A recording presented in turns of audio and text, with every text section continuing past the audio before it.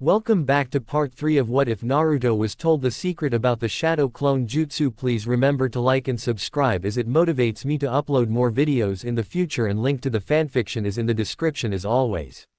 Chapter 7. Journey to Nami no Kuni. The next morning. It was the next morning and Naruto was up bright and early going over his equipment. He knew he was probably overstressing things, but he felt that being overprepared for something like this was better than being underprepared. After all, it was his first mission out of the village and it was important to make a good impression on their client. Even if said client was an old drunk like Tazuna. Enko's paranoia is getting to me, Naruto thought with a frown as he looked at all his equipment. He shrugged the thought off. Paranoia could only be a good thing for a ninja. Let's see, kunai scroll, check.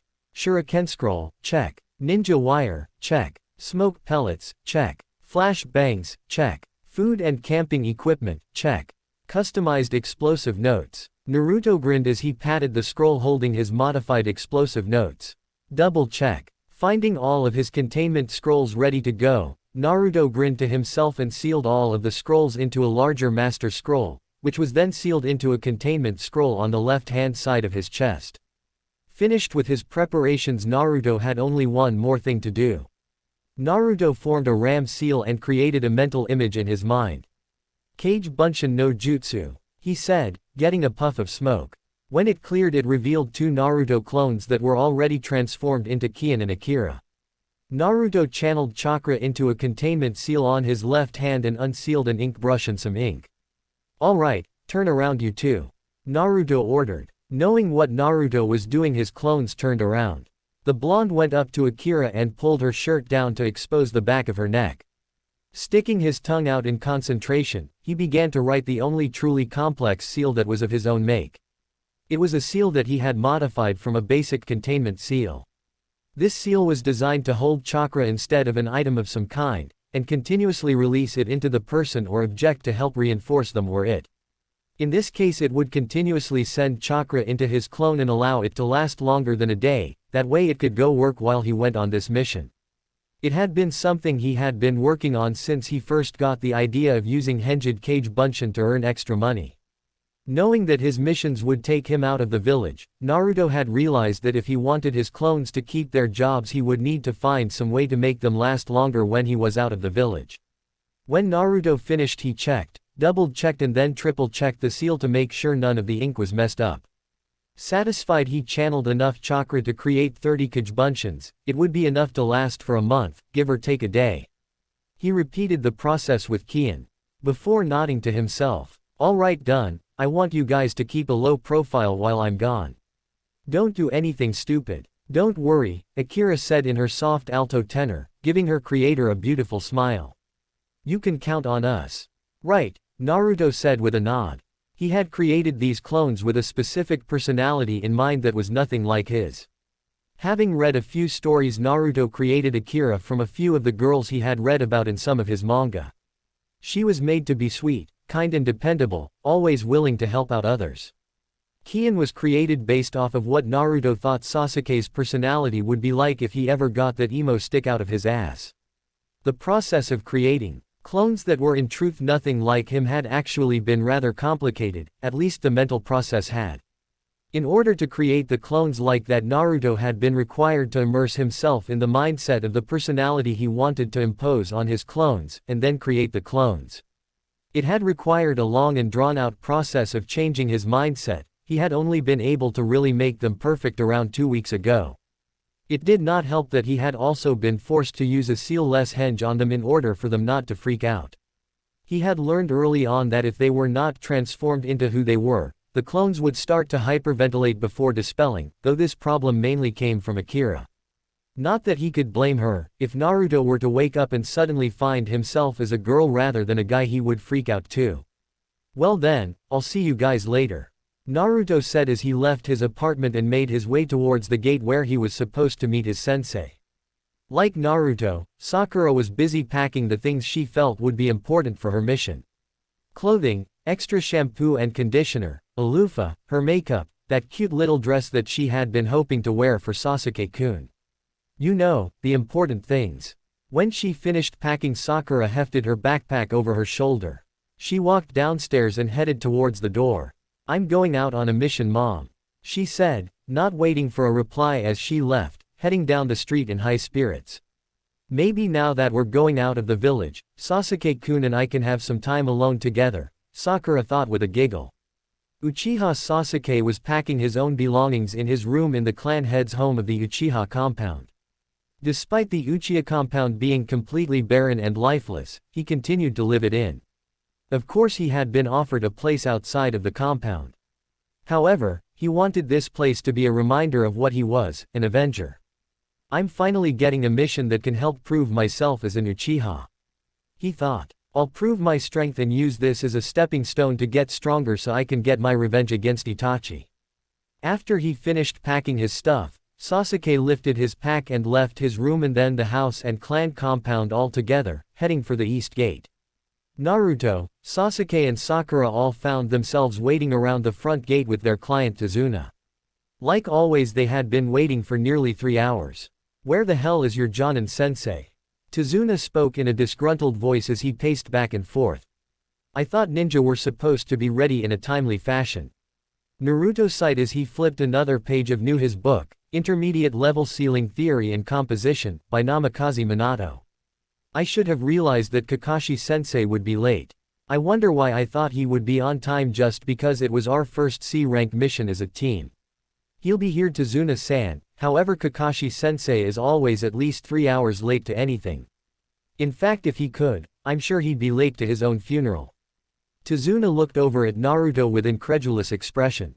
"You can't be serious, can you?" "I'm afraid he is," Sakura said miserably, for once agreeing with Naruto. "Just once I wish he was on time," she thought. "Cha, maybe we need to beat the crap out of him to teach timely manners." Inner Sakura ranted. Sasuke said, grunted. Naruto flipped another page of his book. "Anyways, he should be here in 3, 2, 1. Now. Yo." Kakashizade with a wave as he appeared in a puff of smoke. "You're late," Sakura screeched, forcing everyone within a 50-foot radius were forced to grab their ears in pain. "So what's the excuse this time, Kakashi?" asked Naruto as he stood up. "Did a black cat cross your path, forcing you to take the long way around?" "Close," Kakashi smiled. "There was actually a herd of black cats on my doorstep, so I had to wait for them to leave, then walk around my house 3 times before taking the long way around. You know, to stave off the bad luck." "Liar," Sakura yelled, once again knocking everyone off their equilibrium as their ears rung in pain. "Anyway, let's get going," Kakashi said, picking out his ear as he began to leave. The others soon followed him, however Kakashi stopped when they got several feet from the gate when he noticed they were missing one. "Naruto?" Kakashi asked as Naruto had turned around and was looking at the gate. "Something wrong?" Naruto shook his head. "No, nothing's wrong. It just feels strange. This is the first time I've ever set foot out of the village." He looked like he was about to continue, but shook his head and turned to face the others. "Well, let's get going." Kakashi looked at Naruto curiously as the blonde passed before shrugging and heading out. The team began moving through the countryside of Hi-no-Kuni. Naruto in front, Sakura and Sasuke on the left and right respectively, and Kakashi taking up the rear. For a while Naruto looked around at the environment, taking in all the sights he could. However, as time wore on, his excitement about being out of the village began to fade. True, he was out of the village, but everything looked the same. All he saw were trees, trees and more trees. Eventually the green simply lost its splendor. "Of course, we're still in Hi-no-Kuni." Naruto clicked his tongue in annoyance. "I should have suspected this." Deciding to amuse himself, Naruto looked behind him towards his teammates. Sasuke was brooding like he usually did, something that Naruto realized would probably never change. Kakashi was reading his porn like normal, the only noise coming from him being the occasional perverted giggle. And Sakura was chattering away, trying to talk to Sasuke and convince the raven-haired Avenger to go out with her. Yet even that stopped when she seemed to realize that Sasuke wasn't even paying attention to her. Naruto sighed. "Gah, this is so boring. I thought being out of the village would be cool and exciting." He knew he shouldn't be thinking that way.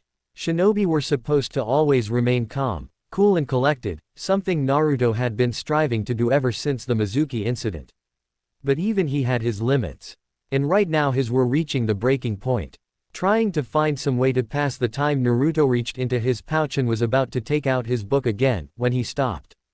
Having spent as much time as he had with Anko in the Forest of Death, Naruto had developed what he had taken to calling his danger sense to a finely honed point. Even the most minuscule trace amounts of killing intent could be detected by him. And right now there was a bit leaking from somewhere. Looking around, Naruto tried to find the source of the killing intent. It wasn't quite large enough to pinpoint, being fairly minuscule, so he was forced to really rely on his eyes. As he continued walking, he spotted a puddle in the middle of the road. Odd, it hasn't rained for several days, Naruto thought with a frown. He looked back to see Kakashi eyeing the puddle before moving on.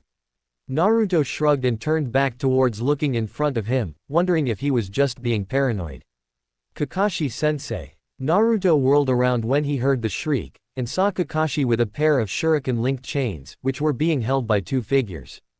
The two ninja, who were obviously ninja by the headbands on their heads, yanked the cables, resulting in Kakashi getting torn to shreds, sending body parts and blood flying everywhere. For a split second Naruto hesitated as he entered his first real battle. This gave the two shinobi, both of whom were wearing water-breathing apparatus, tattered black cloaks and a pair of wicked-looking claws with shuriken chains attached to them, to charge forward. He watched as Sasuke threw a shuriken and kunai into the chains, making them stick to a tree, then running up towards the pair before he jumped up and kicked both of the two ninja attached to them in the face. The pair released their chains and charged. Thankfully Naruto had been expecting some kind of attack, so even though he was surprised, he managed to snap out of the fugue state he had been in from seeing his sensei die.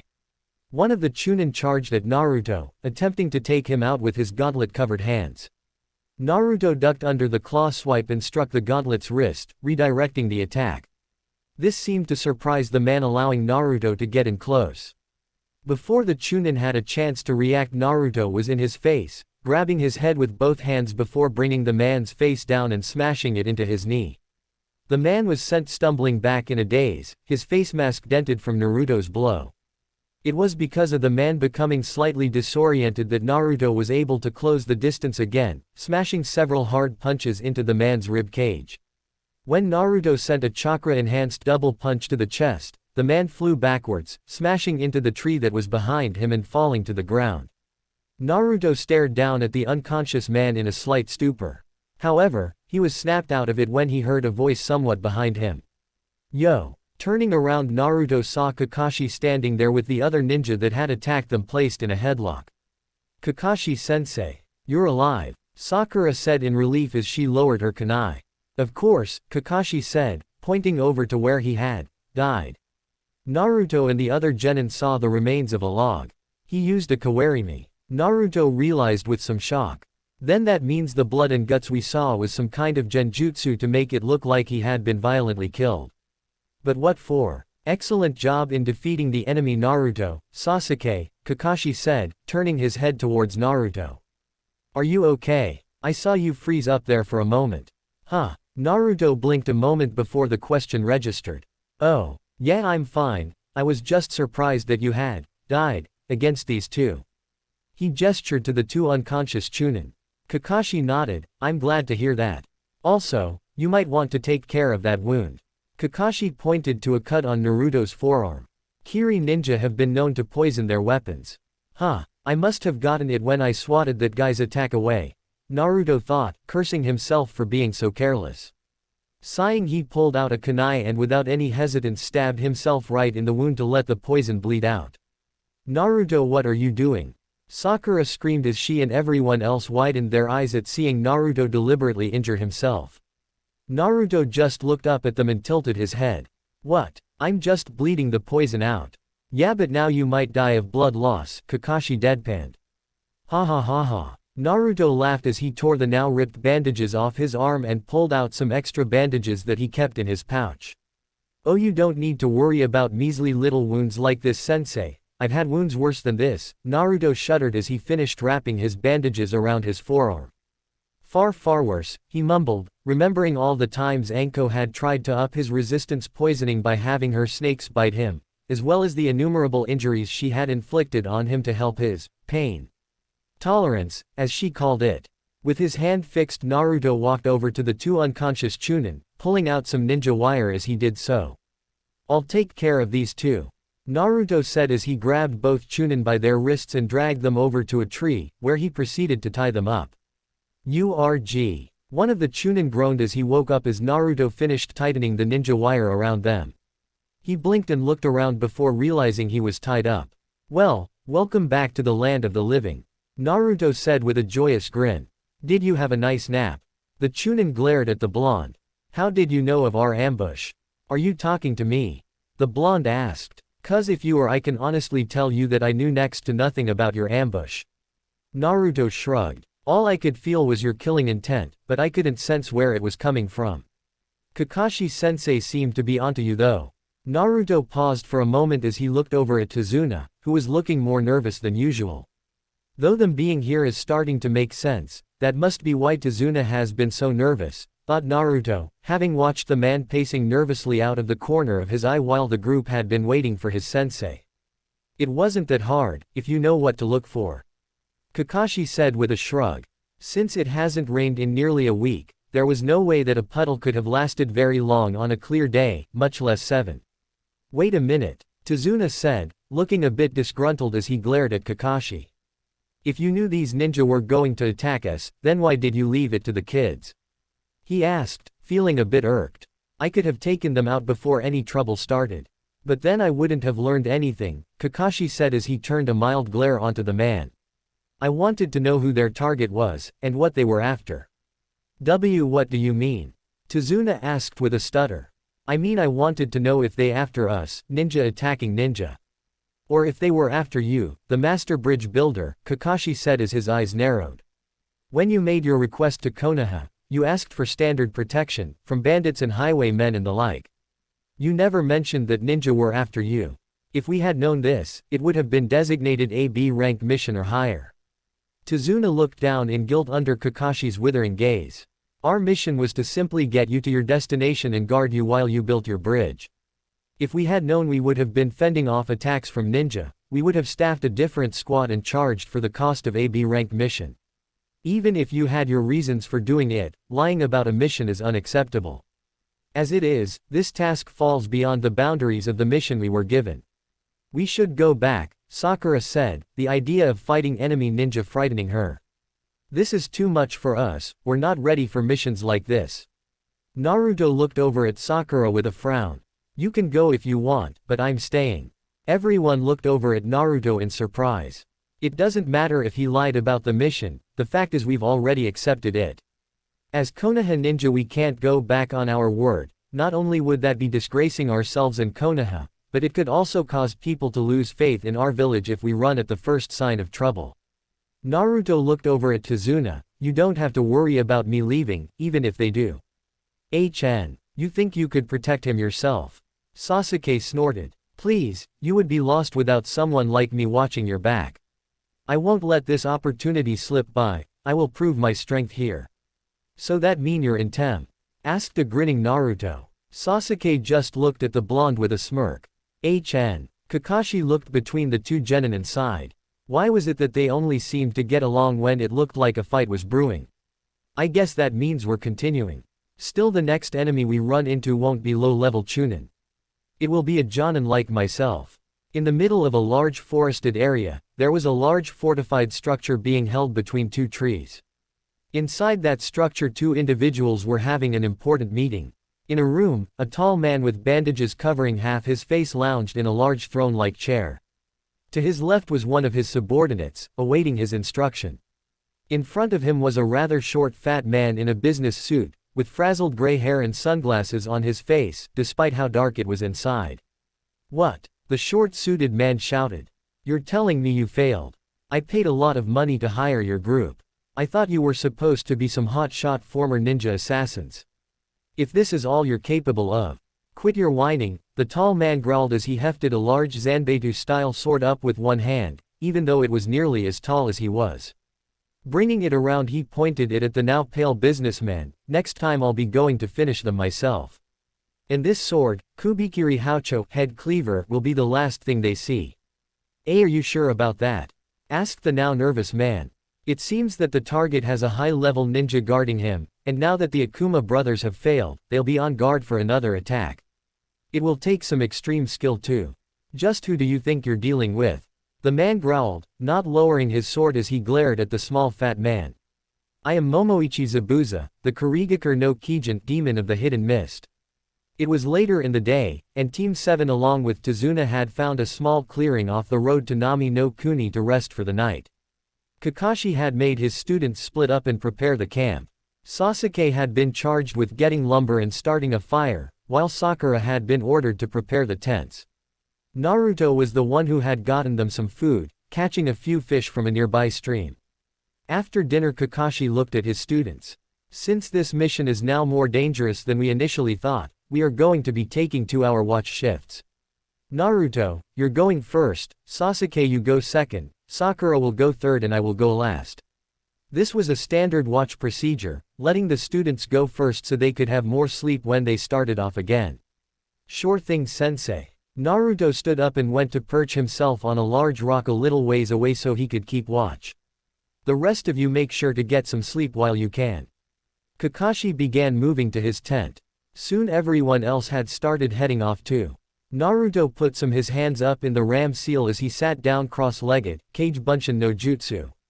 A few clones puffed into existence only to scatter as soon as they were formed, moving off several dozen feet away in all directions and hanging into random objects and animals. Closing his eyes, Naruto began using a unique exercise he had learned in a book on chakra concepts and theories. The exercise was called Chakra Myaku, chakra pulse, and as the name suggested, the user sent out a pulse of chakra in all directions. This gave Naruto something akin to a 360-degree view similar to the sonar pings a bat used with sound waves. This had two purposes. The first was to allow Naruto to remain alert to everything around him, and the second was to use it as a basic chakra control exercise by slowly lowering the amount of chakra used while maintaining the amount of distance he could pulse his chakra. It wasn't quite as effective in the middle of a forest as it would be elsewhere since the foliage reduced its efficiency, however that was what the clones were for. Can I help you, Oja-san? Asked Naruto as Tazuna climbed onto the boulder he was sitting on. His eyes were still closed and he had not bothered to even look in Tazuna's direction as he remained perfectly still, something that had taken nearly 2 weeks to accomplish. Shouldn't you be in bed by now? An old goat like you needs their rest.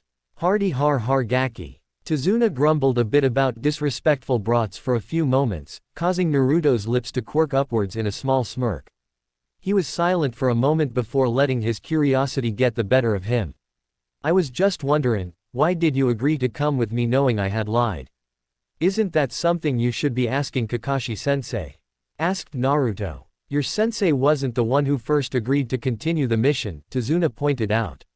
Naruto conceded the point with a nod. He was silent for a few moments and Tazuna was unsure if the blonde would talk or not. Finally, forsaking and abandoning people in need is both dishonorable and cowardly. Below courage there is nothing. Those are the words from the Yondaime Hokage. Finally the blonde opened his eyes and looked over at Tazuna. They are words that I do my best to live by. 3 days later, when Team 7 got to the coast, it was to find a thick fog had rolled in. Tazuna had led them to a man who had been willing to offer them passage across, and now the 6 of them were inside a motorboat to cross the waters and head into Nami no Kuni. Currently the motorboat was off, however, and the boatman was rowing, so as not to attract attention from anyone that may want to cause their group harm. Naruto, who was at the front of the boat, was staring into the thick fog. There's something odd about this fog, he thought to himself. Even for morning fog it seems to be really thick. Of course, since this was his first time being in a coastal region, he supposed he might just be overthinking again. This fog is pretty thick, Naruto commented out loud, wondering what the others thought of it. Yeah, it's actually hard to even figure out where we're going, Sakura said, actually agreeing with Naruto. I mean, the only thing I can even see is the water. She looked off the side of the boat and into the rippling water. We'll be able to see the bridge any minute now, the boatman said in a quiet voice. As soon as you set foot on the other shore, you'll be in Nami no Kuni. As if on his words, the fog parted where they were going to reveal the bridge. The group looked up as the shadow of it loomed over them. Even at the angle they were seeing it at, the large unfinished bridge was a sight for the group of genin. Naruto whistled. Alright, I have to admit I'm impressed, Tazuna-san. Thank you, Tazuna said with pride in his voice. I mean, I didn't think a drunk old man like you was capable of building something like this, Naruto continued. Tazuna's shoulders slumped a bit. That wasn't very nice. Naruto snickered. You guys need to keep it down, the man hissed. The whole point of moving through the dense morning fog is so that we wouldn't be spotted. But it doesn't do any good if they hear us. Why do you think we're going like this? Turning off the motorboat and rowing. Naruto looked over at the boatman with a frown. And who would they be? He asked. Naruto brings up a good question, Kakashi said as he turned to Tazuna. I think we've been more than patient enough, Tazuna-san. Before we reach the pier, I need you to provide some answers. The men who are after you, I need to know why. His voice took on a deeper tone, signifying how serious he was. And if you don't tell us, I'll have to end the mission when we drop you ashore. That was the technical limit of this assignment, protecting you until you reach Nami no Kuni. Guarding you until you finish the bridge was left to my discretion. Tazuna unslumped himself and looked up at Kakashi. Alright, I'll tell you. No, I want to tell you. You are correct, this is beyond the scope of your original mission. The man who is after my life is very short man, who casts a very long and dangerous shadow. A very short man? Questioned Naruto with a look of curiosity etched on his face. So we're facing off against someone who would be better off in a circus or something. Kakashi ignored Naruto's jibe as he looked at Tazuna, a man with a dangerous shadow. Who is it? You know of him. At least I'm sure they heard of him, Tazuna sighed. His name is Gato. Gato. Gato of Gato Transports and Shipping. Kakashi asked, a slight widening of his eye the only sign of shock. The Gato. Rumors place that man as one of the richest men in the world. Yes. The very same, Tazuna spoke with a slight nod. On the surface, he appears to be nothing more than a legitimate businessman, however underneath that, the man is one of the rulers of the criminal underworld. He is known for using gangs and hiring ninja to ruin countries and initiate hostile takeovers of other business. He uses his business as a cover for his black market operations, smuggling drugs, contraband, even slaves. This guy is starting to sound like a graded douchebag, Naruto commented with a slight growl at hearing the man smuggled slaves. He came to Nami no Kuni a little over a year ago. Tanza ignored Naruto's commented as he gave Kakashi more information. He had used his wealth and violence to enter our country, and before we even knew what was happening, he had managed to seize control of all our shipping and transport. That makes sense, Naruto mumbled, getting the attention of everyone else. He blushed a bit but continued nonetheless. Nami is really nothing more than a string of islands. They have no other way to trade and receive supplies other than their shipping routes. By taking control over that, Gato effectively controls everything. The night before Team 7 had set out on their mission, he had gone over to the library and gotten a geography book and had looked up any information he could on Nami no Kuni. Anko had told him one of the times after their spars that it was important to gather any information he could before a mission began, because there was always a chance that the mission could go to shit, and anything he learned about the mission, whether it was about the client, the climate, both geographical and political, the terrain, or any number of seemingly useless information, could prove to be the key that got him and his team out alive. It was at times like these that he was thankful Anko had quite literally beat information into his head. Since when did Naruto get so smart? A shocked Sakura wondered. I've never heard him talk like this. Cha. He's merely trying to make Sasuke-kun look bad. Inner Sakura shouted. Don't fall for his tricks. He merely wants you to think he's better than Sasuke-kun. Shanaru. Yeah, you're right. Well, it's not gonna work. Stupid baka. Sakura nodded her head in agreement with her inner conscience. Listen to the Dobi, trying to sound intelligent. Sasuke snorted, not wanting to admit, even to himself, that he was jealous of how quickly the Naruto caught that fact. Why does he even bother? All it does is make him look like a fool. He really has come a long way, Kakashi thought to himself. He seems to have put in a lot of effort to change himself from how he used to be. The incident with Mizuki can actually be considered a blessing in disguise with how much Naruto has grown. I think you'd be proud of him, sensei. The Gaki is right, Tazuna said with an imperceptible nod. On an island nation, the man who controls the sea, controls everything from finance to government, to our very lives. Anyone who even attempts to stand up to him, disappears. However, even Gato has fears, and the one thing he fears is the bridge. Which of course is why Gato is after you, Naruto said with a nod. Once the bridge is complete it will connect Nami to the mainland, and you won't need ships to get supplies. Since you're the master bridge builder, you're in Gato's way and he wants to off you. That means that this Gato is the one who hired those ninja, Sasuke said, already planning on what he would do when more ninja showed up. This is my chance to prove my superiority as an Uchiha. That still doesn't answer my question, Kakashi said as he looked at Tazuna pointedly.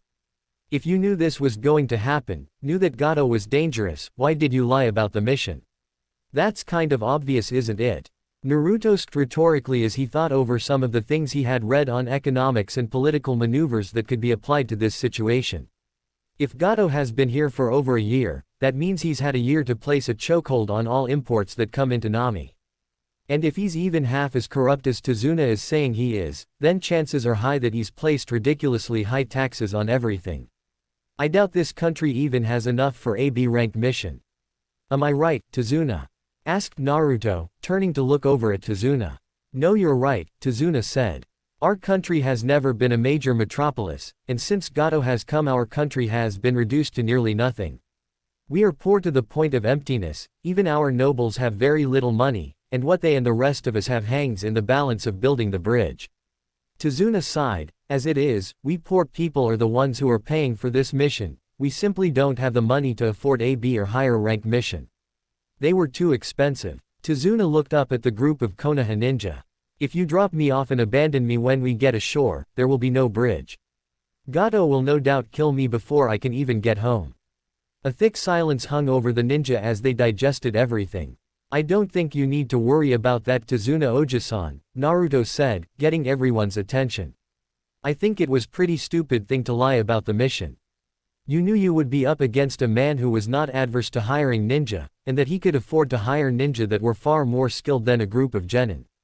Had you gone to Hokage Gigi and been honest, he would have been able to arrange some kind of agreement to give you a team of chunin or even jonin and set up some kind of payment plan. Tazuna looked down at hearing that. Naruto sighed and ran a hand through his hair. That being said, I can at least understand why you didn't say anything.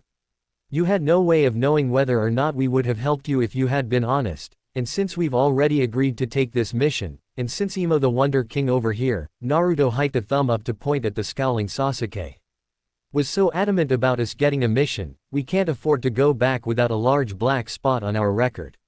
Once again everyone was silent as Naruto spoke, sounding so different than what Sasuke and Sakura remembered him being at the academy.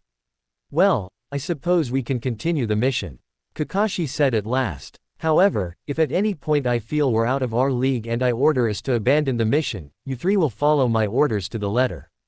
Are we clear? He asked in a commanding voice. The three genin nodded at their sensei's words. Thank you, Tazuna mumbled as he looked at the group. The boat continued to move silently as they made their way closer to Nami. We're almost there, the boatman said. Just under this archway and past the mangroves and we'll reach the pier. Everyone snapped to attention as they made their way under a large archway, passing through it and coming out on the other side to a small inlet lake. There were several buildings around the bank, and a few sparse trees located around and in the water. As they got closer to the shore, the group found that the buildings were mostly rundown, with rot and fungus spreading along them. Some of the buildings even looked burnt out, no doubt from Gato's thugs using violence to bring the population under Gato's heel. The boat made it to the dock and the Konoha ninja plus one master bridge builder got off. After Tazuna and the boatman exchanged farewells, the group set off again. For the most part it was silent, only the breathing of the group being heard. Naruto was taking point again, while Sakura and Sasuke were located on either side of Tazuna. Kakashi was taking up the rear, his book safely stashed away in his pocket due to the seriousness of the situation. As they continued moving, Naruto stopped and looked into a bush that rustled a bit. Naruto, Kakashi asked, looking at his student. Something wrong, number. Naruto shook his head and continued moving. They stayed moving again, with Naruto paying extra attention to their surroundings. As they continued walking, Naruto paused and threw a kunai into a bush, startling the other genin and Tazuna. What the hell, Naruto? Sakura hissed. Why do you have to try and scare us like huh? Naruto walked right past Sakura and moved the bush branches aside, only to see a small white rabbit shaking like a leaf with a kunai stuck right above its head. Naruto baka. Look what you did to this poor rabbit. Sakura finally yelled, grabbing the rabbit and attempting to soothe its rattled nerves. Stop trying to act cool, Dobby. Sasuke commented, it only makes you look even more like an idiot. Shut up, Tem, Naruto said, not giving Sasuke the chance to respond. The blonde turned to look at Kakashi. Sensei, I could be wrong about this, but isn't a rabbit's fur supposed to be brown this time of year? We have the same type of hair in Konoha, and they have a brown coat this time of year. He should know after all, he had skinned at least 30 of the critters. Yes it is, Kakashi said, his mind a whirlwind of activity. A white rabbit at this time year means it was raised indoors. That could only mean that someone used it for a kawarimi. Both Naruto and Kakashi, who had been using chakra to enhance their senses, heard a whoosh. Get down, hit the dirt. The two shouted at the same time. Kakashi grabbed Sasuke and Tazuna, pulling them to the ground, while Naruto did the same with a shocked Sakura. Whoosh whoosh whoosh whoosh whoosh thunk. The group looked up to see a large Zanbetu stuck in a tree with a man standing on top of it. Said man was shirtless, with 2 cameo-style armbands and pants. His face was half covered in bandages up to his nose and his headband was tilted slightly like Kakashi's, except not covering his eyes, holding up spiky black hair. The symbol of Kiri displayed on the headband with a slash mark running across the center. Well, if it isn't Hitaki Kakashi, the man said, in rough-sounding voice. Kakashi stood up and glared at the man. Momoichi Zabuza, the Kiri no Oni. I never would have expected someone like you to be working for scum like Gato. Zabuza shrugged, it pays the bills. Besides, it's all worth it if I get to fight an opponent like you. You know, back when I was in Kiri, you were listed as an A-rank ninja with a kill on sight order in our bingo book. Hitaki Kakashi, the man who copied over 1,000 jutsu. I had no idea that our sensei was so famous. Sakura thought. Now that the pleasantries are out of the way, why don't you hand over the old man and I'll let you and your genin squad go, Zabuza suggested. I'm sorry, but you know we can't do that, Kakashi glared at the missing ninja. It wouldn't look very good for Konoha if we just let you have him without even putting up a fight. Zabuza shrugged, don't say I didn't try diplomacy first. Grabbing onto the hilt of his blade, Zabuza kicked off the tree. He landed on the lake a little ways away, and made a hand sign. Let's see how well you can do, Kakashi. Kurigakure no Jutsu, hidden mist jutsu. A thick mist spread across the land, blanketing the already misted area so heavily that no one could see more than a few feet in front of them. Defensive formation U3. Kakashi ordered his genin squad, causing them to surround Tazuna in a frontal triangle formation with Naruto as the point, Sasuke on the left and Sakura on the right. Zabuza is a master of the Muon Satsujin Jutsu, silent killing technique. If you're not careful you'll be dead before you even know it. Protect the bridge builder and leave Zabuza to me. Kakashi turned back towards the lake and began to lift up his headband. It looks like I'm going to need this. Ah. The Sharingan, Zabuza's voice came from within the mist, his outlined form barely even visible. It's an honor to be facing it so soon. How did Kakashi-sensei get that? Sasuke thought in shock. Only members of the Uchiha clan, my clan, can possibly have the Sharingan. Could he? If Kakashi-sensei is using the Sharingan, then this guy must be really strong. Naruto thought to himself, damn, I wish I had gone over that bingo book Enko gave me. At least then I would know a little bit more about this guy. Still, we both know that the Sharingan is useless if you can't even see. The mist began to thicken even more, making Zabuza disappear completely. Damn it, this mist cuts down the Sharingan's effectiveness. Kakashu cursed, trying to peer into the mist. 8 points, came the disembodied voice of Zabuza, causing the 3 genin and Tazuna to freeze as an intense killing intent filled the air. The liver, lungs, spine, clavicle vein, jugular artery, brain, kidney and the heart. Now, which one shall I choose first? Shit. Naruto cursed. This killing intent is unreal. Way more than anything Enko ever produced. And it makes it even worse with this mist. I can't see and I can barely think straight. The blonde began shaking a bit before catching a hold of himself. Got to remember what Anko taught to counteract the effects. Taking a deep breath, Naruto pushed out his chakra to counter the killing intense effects like Anko told him to do. He instantly felt a little better, though it was still affecting him some. This killing intent, Sasuke thought, struggling to breathe against the killing intent the two Jonin were producing. Is this what a high-level battle between two Jonin is like? This suffocating feeling, Sasuke began bringing a kunai to his throat. I don't think I can take much more of it. Sasuke, calm down, Kakashi said as he noticed the trouble his genin were having. I won't let any of my comrades die on me. Sasuke seemed to calm himself down, lowering his kunai. You're all talk, Kakashi. Zabuza appeared right in the midst of the genin and Tazuna. Just as he was about to cleave them all with Kubikiri Haucho, however, Kakashi appeared right next to Zabuza and stabbed him in the gut, only for the Zabuza that he had stabbed to turn into water. Mizu Bunshin, water clone. Kakashi exclaimed right before Zabuza appeared behind him and cleaved him in half, causing Sakura to scream. However, much to Zabuza's surprise, Kakashi turned into water as well. It's over, Kakashi said as he appeared behind Zabuza and brought a kunai to the other ninja's throat. I see, Zabuza chuckled as he turned his head to look at the copy ninja. You created and switched yourself with a Mizu Bunshin when you made your speech, didn't you? That eye of yours is quite impressive. However, this battle is far from over. Zabuza swung his sword arm around, forcing Kakashi to duck under the powerful swing. Planting his sword into the ground, the Mist Ninja used the leverage it granted him to launch a powerful kick in Kakashi's face. Kakashi flew through the air with Zabuza following after him. The silver-haired Jonin threw some Makebishi spikes as he fell into the water, forcing Zabuza to stop. Makebishi spikes. Zabuza sneered beneath his mask. Come on, Kakashi, are you even trying? Kakashi broke the surface of the water and gasped for some air. There's something wrong with this water.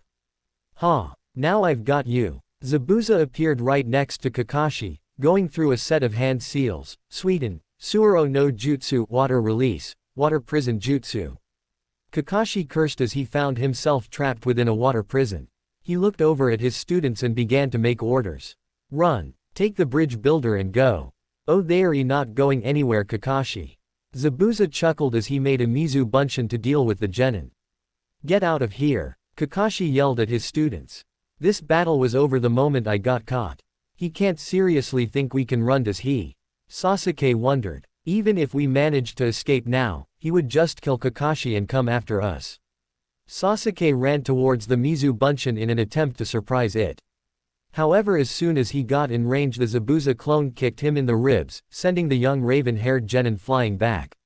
Sasuke-kun. Sakura yelled in shock and fear at seeing her crush hit so easily.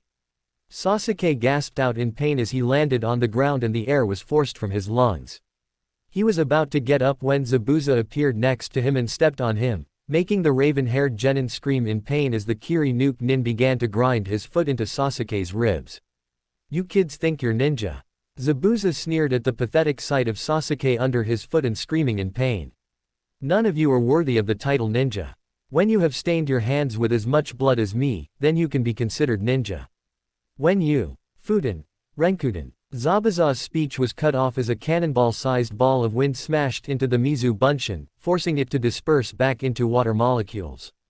You alright, Sasuke Tem? Naruto asked as he ran over to his teammate and pulled the raven-haired genin up. Yes, Sasuke said, only slightly put off that Naruto had just saved him. Listen, I got a plan. When I tell you, I want you to launch the biggest fireball you can. Naruto said, looking over at Zabuza. So we're going to be working together now? Sasuke asked with obvious sarcasm. Just get ready to launch your fireball. Naruto said, ignoring the sarcasm in Sasuke's voice. Oi, no brows Oji-san. Are you done rambling now? What did you call me, you brat? Zabuza seethed at the blonde who dared mock him. You heard me, you eyebrow-less freak. Naruto shouted with a grin. It seemed Zabuza was sensitive about his lack of eyebrows. You know, if you're sensitive about your lack of brow hair, I know someone who can help you with that. He's got more than enough eyebrow to spare. You little piece of shit. I'll kill you. Zabuza shouted as his face turned red. He created half a dozen Mizu Bunshins. The Mizu Bunshins surged forward, running across the water. Sasuke, I could use that fireball. Naruto yelled. Sasuke nodded as he went through some hand seals and sucked in a deep breath. Kaden, Gukaku no Jutsu. A large fireball came out of Sasuke's mouth. Before the Mizu Bunshin could jump out of the way, Naruto finished his own hand seals. Fuden, Daitapa. Sucking in his breath, Naruto blew out a large gust of wind that hit the fireball, turning it into a large firestorm. The Mizu Bunshin didn't stand a chance as the hailstorm of fire hit them, dispelling them and evaporating the water used. Zabuza cursed as he was forced to release the water prison and drop into the water as the massive firestorm washed over his position.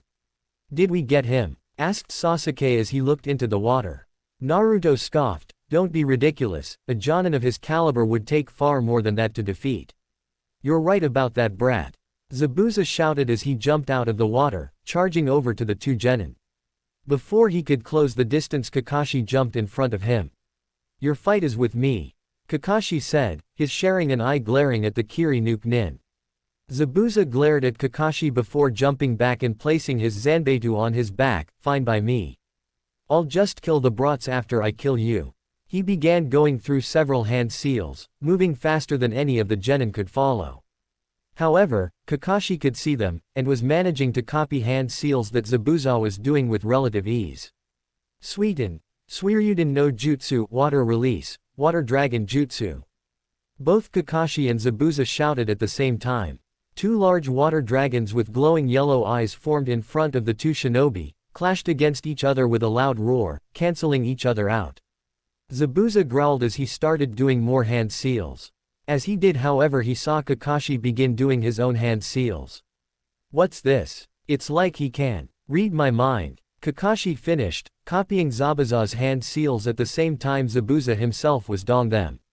Zabuza snarled as he attempted to speed up his hand sealing.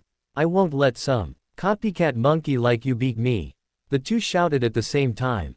As they continued hand sealing, Zabuza stopped and stared as he found something behind Kakashi that shocked him. Is that me? As his own figure appeared behind Kakashi in a wavy apparition. Suiten, Daibikufu no Jutsu, Water Release, Great Water Vortex Jutsu. Kakashi shouted, sending a huge vortex of water at a shocked Zabuza. Zabuza was blasted through the air and only stopped when he hit a tree with enough force to the bark. Before anything else could happen, several kunai were launched at the Kiri Nuke Nin, hitting him in his arms, left leg and torso. Zabuza coughed up blood, staining his bandages as it leaked out of his mouth. A presence above him made him look up to see Kakashi crouched down on the tree branch with a kunai in his hand. Can you see the future? Zabuza asked, not quite sure why he had asked that, only that it seemed to fit with what he had seen. Yes, Kakashi said, his mixed eyes staring at Zabuza, and I see your death.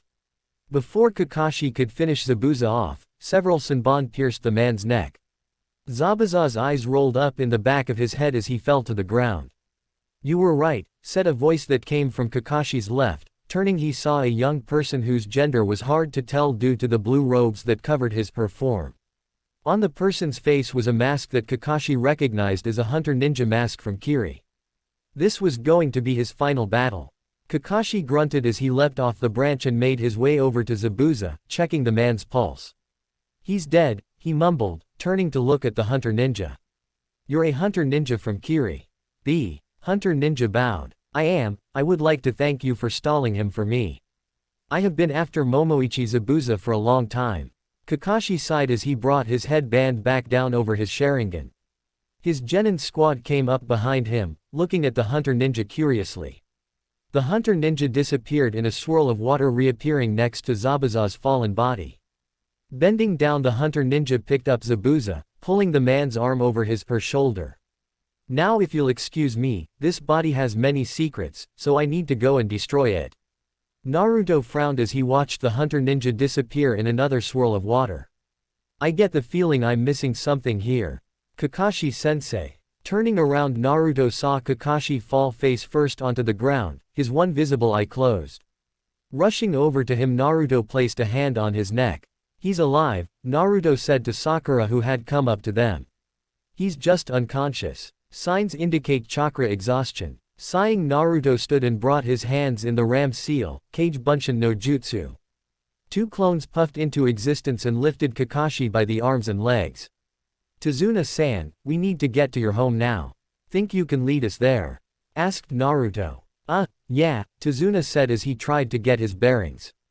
It's just this way, follow me. Sasuke, you take point, Naruto said. Sasuke looked at him for a moment before deciding to comply. Normally he wouldn't, but being point would allow him to prove his superiority in his mind anyway. The three Konoha genin followed Tazuna as he led them to his house with the two clones carrying the unconscious Jonin following close behind. Chapter 8, Meeting the Family. After the battle, the group arrived at Tazuna's house. Said house was a decent-sized two-story house that was sitting on a dock just a little over the ocean. As the group walked up to the house, Tazuna banged on the door. Tsunami. It's me, open up. The group could hear a quick shuffling of feet on the other side before the door opened, and a beautiful woman in her mid to late 20s with dark blue shoulder-length hair and brown eyes could be seen. She was wearing a pink sweater, and a blue skirt. "Tu-san," the woman said in relief as she saw him. "Thank goodness you're all right." "Of course I'm all right," Tazuna said with a large relieved smile at seeing his daughter. "It's all thanks to these ninja here." Tsunami looked over Tazuna's shoulder to see the group with him.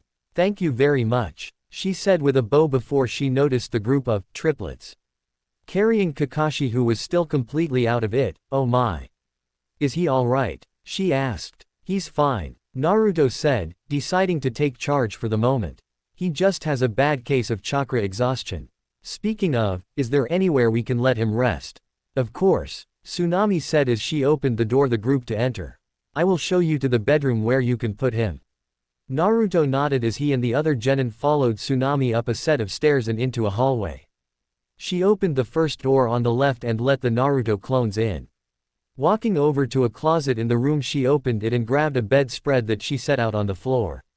"Here you are," she said. "Thank you," the clone in the front replied as they set Kakashi down. With their job done, the two clones dispelled surprising Tsunami, who looked at the smoke where the clones had been in surprise. "What the? Cage Bunshin," Naruto answered as he leaned against the wall next to window, making the woman turn to him. "They're just solid copies of myself." Figuring it was some kind of ninja thing, she nodded her head as Sakura sat down next to their sensei. "Are you going to be alright, sensei?" she asked. "Yeah," Kakashi said in a somewhat strained voice, having woken up some time in the past few minutes. "I just won't be able to move for a week or so." "What?" Sakura said in surprise. "It's because of the Sharingan," Naruto said as the others looked over at him. "It's an amazing bloodline, but because Kakashi-sensei isn't an Uchiha, it puts a great deal of stress on his body, since it's not built to harness the Kekkei Genkei's full potential." Sakura and especially Sasuke looked surprised by Naruto's knowledge. Sakura looked from her blonde spiky-haired teammate to her sensei. "The Sharingan sounds like an amazing bloodline, but if it puts that much stress on the body, I guess you have to think before using it." "Dobi," Sasuke said, getting the blonde's attention. "How do you know so much about the Sharingan?" Naruto looked over at Sasuke and shrugged. "I've been reading a lot lately." Naturally, reading about Konoha's most famous clans was one of my subjects. While there is little about how the Sharingan works, I know the basics. Like how the eyes are able to see through and copy any ninjutsu, genjutsu, or taijutsu and be able to turn any technique back on the original user. Aside from that, Kekkei Genkei come from specific families, or clans. If someone who is not a member from a clan gets a bloodline such as the Sharingan implanted in them, it simply can't be used properly.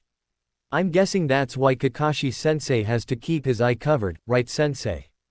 Kakashi tried nodding, but when he found it impossible just spoke. "That's right, Naruto, I'm pleased to see you're studying so hard." He. Naruto gave an embarrassed laugh as he rubbed the back of his head in a sheepish manner. The group was silent for a little while after that, thinking about all that had happened and what their next move should be. "Well, at least we defeated that strong ninja this time," Tazuna said with a relieved laugh. "So we should be safe for now. By the way, who is that masked kid?" asked Sakura. She had remembered reading something about ninja who wore those masks before. "That's the mask worn by Kurigakure's special hunter ninja team," Kakashi answered. "They are also known as body erasers. Their duty is to completely dispose of a body without a trace." A ninja's body within it has many secrets that can be revealed with a proper examination of a medical ninja. Things like ninjutsu, different chakra types, herbs and many other secrets that will reveal things about the village. For example, if I died, the secrets of the Sharingan could be revealed. If you're not careful, there's the danger that the enemy will steal your jutsu. Naruto nodded to himself. He had recently read about the hunter ninja forces. Konoha had its own force of hunter ninjas, designed to hunt down missing ninja and kill them before they could become a problem. That's why the hunter ninja are around. The rest of the group turned towards Naruto. In order to protect the secrets of their village, hunter ninja have the jobs of going into the world and hunting down the missing ninja of their village. They're specialists who guard their village's secrets. So that Zabuza has been chopped up and disposed of. Sakura asked with a pale complexion as she spoke. Scary. Naruto shook his head. I'm not so sure. What do you mean? Asked Sakura as she looked over at Naruto. What are you not sure about? Naruto frowned as he remembered what he had read about hunters. When a hunter ninja disposes of a body, it's supposed to be on the spot. That way no one has a chance to discover the secrets they might hold before they can get rid of it. They usually cut off the head and then burn the body with a kaiden jutsu. However, his mind went back to their encounter with the hunter ninja. However, that ninja didn't do that, instead he left with the body in tow. On top of that, he used Senbon to kill the target. Having spent as much time as he had with Tenten, Naruto knew a lot about ranged weaponry. After all, when someone is throwing weapons at you and has a huge fetish for said weapons, one tends to learn more than they initially bargained for, and it didn't look like he was carrying any kind of heavy equipment that could decapitate a person. It seems odd that a hunter ninja would be so ill-equipped to deal with the disposing of a body. You're absolutely right, Naruto, Kakashi said, sounding proud that his genin had been able to figure all of that out. I've been wondering about that myself. And I have a theory. Within the forest just a little ways from where Zabuza had fought the Konoha ninja, the hunter ninja looked over Zabuza's body. Reaching into a pouch, the hunter took out a toolkit and unrolled it on the ground. The ninja grabbed a pair of clippers and brought them towards Zabuza. First I'll cut off the mouth cloth and drain some of the blood. The ninja mumbled, carefully bringing the clippers to bear near Zabuza's clothed face. Just before the hunter could cut the cloth, Zabuza's hand shot up and grabbed the hunter's arm. That's all right, I'll do it myself, Zabuza said in a slightly gasped breath. Oh, the hunter said, sounding both surprised and amused. You've already come back to life. Zabuza grunted as he grabbed the Senbon in his neck and gave them a yank. Damn, you sure are rough, he grunted as he pulled them out. Oh, you're pretty rough yourself, pulling them out like that. You may really die if you pull them out so carelessly, the hunter said. Zabuza just gave a non-committal grunt. How long are you going to wear that stupid mask? He asked. I like this mask, the fake hunter replied. It reminds me of the old days. Despite that, the fake hunter reached up and pulled the mask off, plus it was useful for this act. If I hadn't saved you, you would have definitely been killed. Zabuza glared at his partner, and decided to let the fake hunter know just what he thought of the hunter's selection of pressure points. If you were going to put me into a temporary death, you didn't have to aim for the neck, you know. You could have used a safer acupuncture point. The Kiri missing ninja put the cloth back around his mouth. You're brutal as always. His partner merely smiled. You're right. But we both know how you would get angry if I scarred that flawless body of yours. And the neck doesn't have much muscle, it's easier to hit the acupuncture point there. The fake hunter examined Zabuza's vitals to see how much damage was done to him that both the fight and the temporary death state had given him. The man had a lot more wounds than usual due to who he was fighting, but the hunter determined he would live. You shouldn't be able to move much for about a week. But, knowing you, you'll probably be up and about sooner. Zabuza at his partner out of the corner of his eye and smirked. You're so pure and clever, that's what I like about you. Of course, his partner smiled, I'm just a kid after all. The fake hunter ninja stood up and looked around, the mist has cleared. Looking down, the fake hunter ninja asked a question, will you be alright, next time? Zabuza's eyes narrowed and let out something akin growl. Next time I will defeat the Sharingan. What do you mean Zabuza's alive? Sakura screeched, causing everyone to hold their ears and the windows to rattle. Keep your voice down, Sakura, Kakashi said before clearing his throat. Think about it, the hunter ninja used Senbon to kill Zabuza. But unless it hits a vital organ, the probability of actually killing someone is low.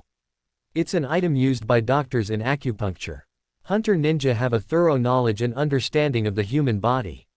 So putting a person in a momentary death-like state would be easy. Let's look at the facts. First, he carried away the body of the much heavier Zabuza. Second, he used a weapon that has a low probability of killing. So basically what you're saying is that Zabuza is alive, Sasuke stated, though it almost sounded like a question. Kakashi nodded, yes, that is exactly what I'm saying. The announcement that Zabuza was alive seemed to have varying levels of effect on those in the room. Sasuke was smirking, thinking he would get another chance to fight a strong opponent and prove himself as an Uchiha, as well as brining himself one step closer to Itachi. Sakura looked around in worry, not feeling anywhere near as confident as her crush. She knew that she had no chance of helping in a fight like this. Naruto was surprisingly deep in thought, replaying what he had witnessed in Kakashi's battle with Zabuza. He knew that he had no chance against a man who could go toe-to-toe with his sensei. What's more, Kakashi had almost been defeated, and were it not for the timely intervention of him and Sasuke, Zabuza underestimating then in a shitload of luck, they would have definitely lost. Don't you think you're overthinking this? Asked Tazuna, now worried that really strong ninja might actually be coming back. I mean, hunter ninja are supposed to kill missing ninja. One of the shinobi rules is to always prepare for the worst possible scenario, Kakashi stated. And even if Zabuza is dead, it just means that Gato is likely to hire an even stronger ninja. Either case point to the fact that we need to prepare. But, what can we do? Asked Sakura, frightened of even the thought of seeing Zabuza again. This whole mission had gone from bad to worse for her, and she was starting to feel completely overwhelmed. I mean, we're just genin, and you can barely even move. Hee, Kakashi chuckled as if he somehow found this whole situation funny. You guys will be doing some training. Huh, training? Sakura said in surprise. Sensei, what's a little training gonna do? Our enemy is someone you struggled against, even with the Sharingan. Cha, he's trying to get us killed. Inner Sakura shouted. Sakura, who saved me while I was trapped in that water prison? Kakashi asked in a slow tone. The question was rhetorical, but it was obvious was point he was trying to get across. You guys have all improved a great deal. The Cyclopean Jonin looked over at Naruto and gave him an eye smile. Naruto, you've improved the most. Naruto blushed in embarrassment as he rubbed the back of his head. Well, I have a lot of people who've helped me. Everyone looked over at him, wondering who was helping him. He does seem to be a lot better. Sakura thought begrudgingly. And smarter, the way he was talking, it's almost like he's a completely different person. Of course, Sakura was still convinced that Naruto was an idiot who was simply trying to act smart in order to make her Sasuke-kun look bad. I can't believe the Dobi managed to do so well, thought a miffed Sasuke, recognizing that what Kakashi said was true. He must be getting some kind of help, otherwise there would be no way the Dobi could have gotten this good. Who is it though? And why does he have someone teaching him privately, while I, and Uchiha does not? Obviously this is just training for you guys to get better, Kakashi continued, unaware of the thoughts two of his genin were having. Even if I train you, you won't be able to best Zabuza without me. But sensei, if Zabuza is alive he could attack at any time. Sakura protested. So should we be training? Don't worry, Kakashi assured her. You have to remember Zabuza was injured too, more so than I was. On top of that, he was put into a death-like state. His body will take a while to recover from something like that. So we'll train until then. Finally, Naruto said, breaking out into a grin. I didn't think you were ever gonna train as sensei. Naruto, I have trained you guys. Kakashi defended himself. Yeah, in teamwork exercises, and even then you continue reading that porn of yours. Naruto shot back. I'm talking about training to up our individual skills. Teamwork is important, Kakashi said with a small shrug. I don't deny that teamwork is important, sensei. Naruto resisted the urge to roll his eyes. However, we both know that individual ability is just as important. If we can't even fight properly on our own merits, it won't matter if our teamwork is flawless. And you know that had Zabuza not underestimated us because we were kids, Sasuke and I would have been killed before we even had time to blink. Kakashi conceded that point with a nod. Naruto was right, individual skills were important. However, the silver-haired Jonin had wanted to pound the idea that teamwork was the most important aspect of a shinobi. Why do you guys even bother? Everyone turned to the source of the new voice to see a depressed-looking little kid of about 6 to 8 years of age. He had blue coveralls on over a yellow shirt and a fishing hat on his head.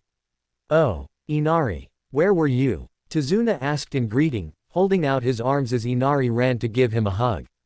"Welcome back, Grandpa," Inari said, before glaring over at the Konoha. "Ninja. Inari, say hello to these people," Tsunami said, placing her hands on her hips. "They're the ninja that protected Grandpa." "But Mom, they're just going to die." Everyone looked surprised and/or angry when Inari said that. Tazuna and Tsunami just sighed. "There's no way they can beat Gato. Man, this kid's more emo than your Sasuke Tem," Naruto commented, grinning when he received an angry grunt from his Uchiha teammate. "Listen here, kid, there is no way some idiotic, rich, midget bastard is going to be killing us.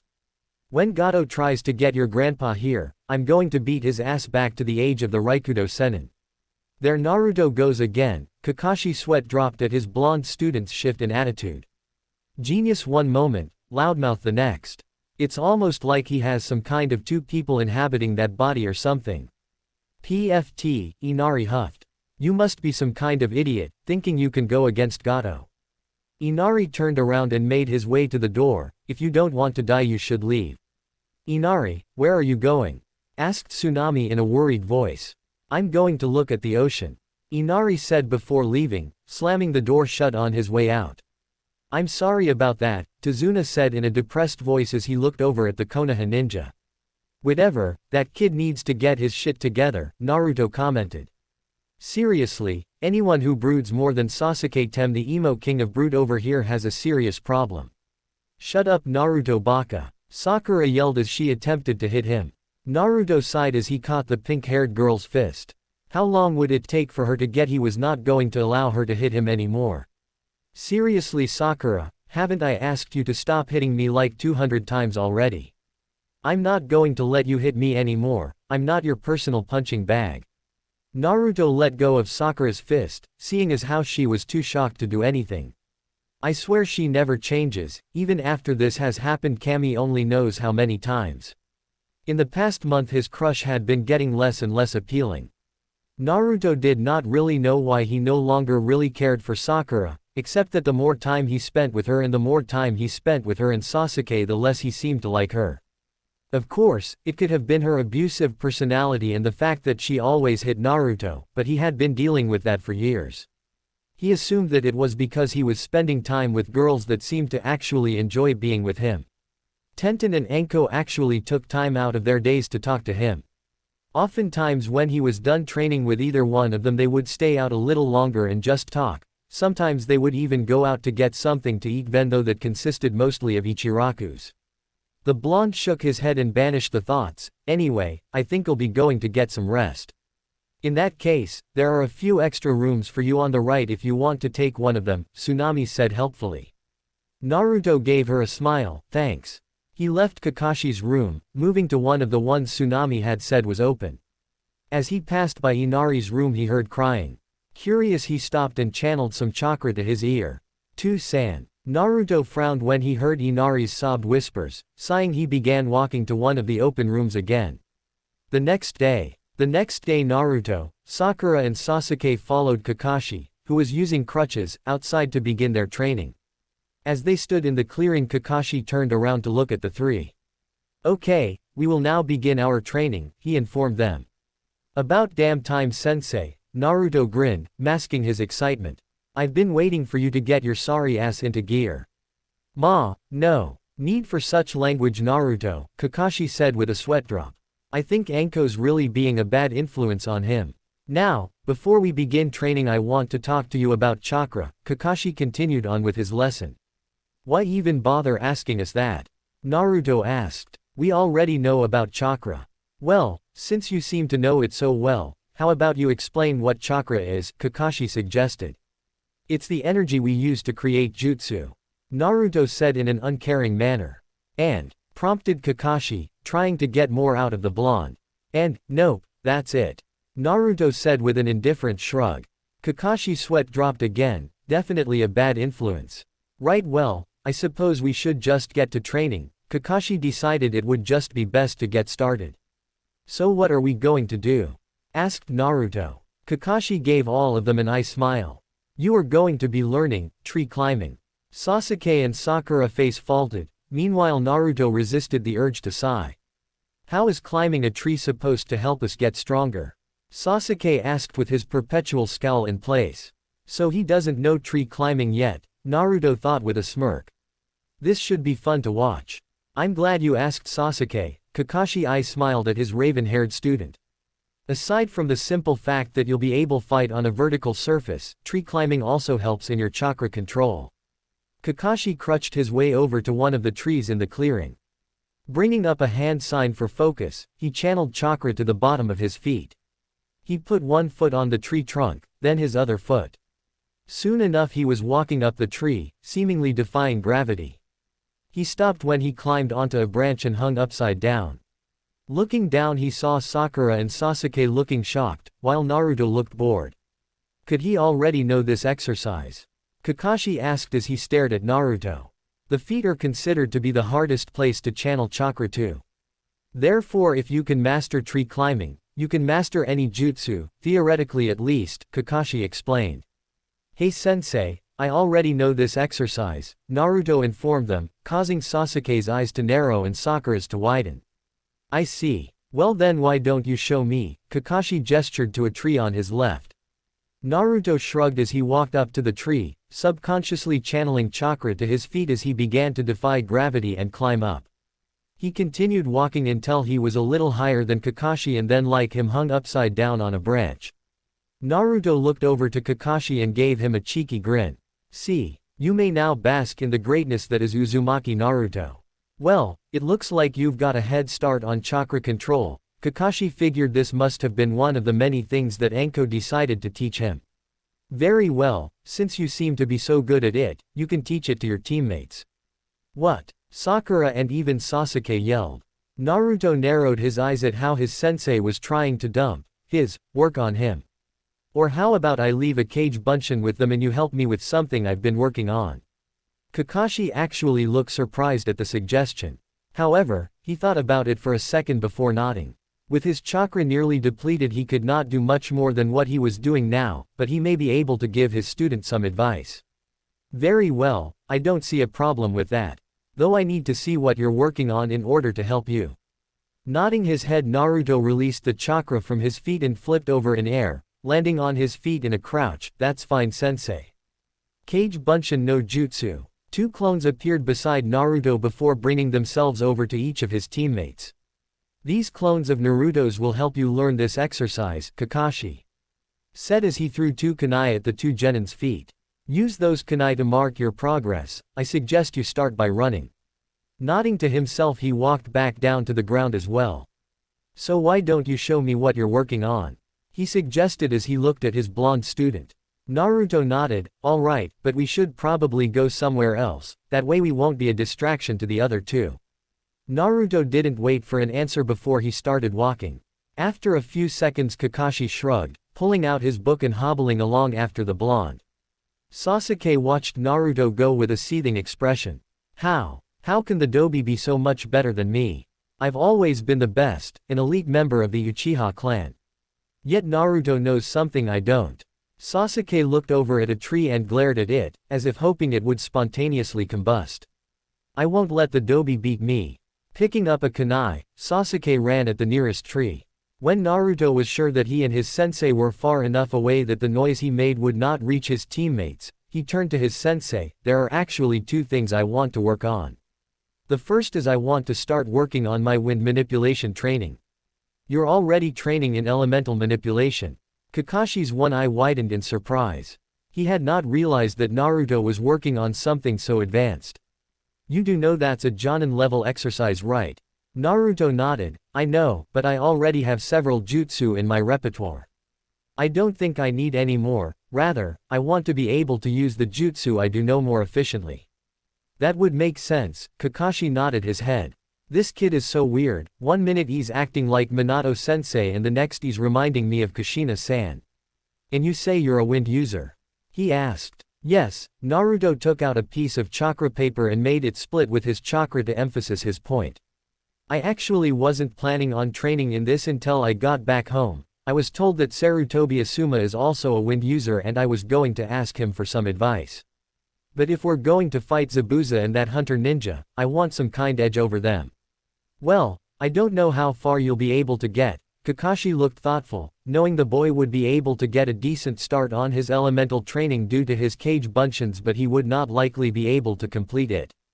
Chances are Zabuza will be back in action within a week. But it certainly can't hurt. Kakashi paused for a minute before continuing, now, I'm not a wind user so I can't actually give you any tips. Thankfully my sensei was, and I got to see him training in his element on occasion. Bending down on the ground, Kakashi picked up one of the fallen leaves and twirled it in front of him.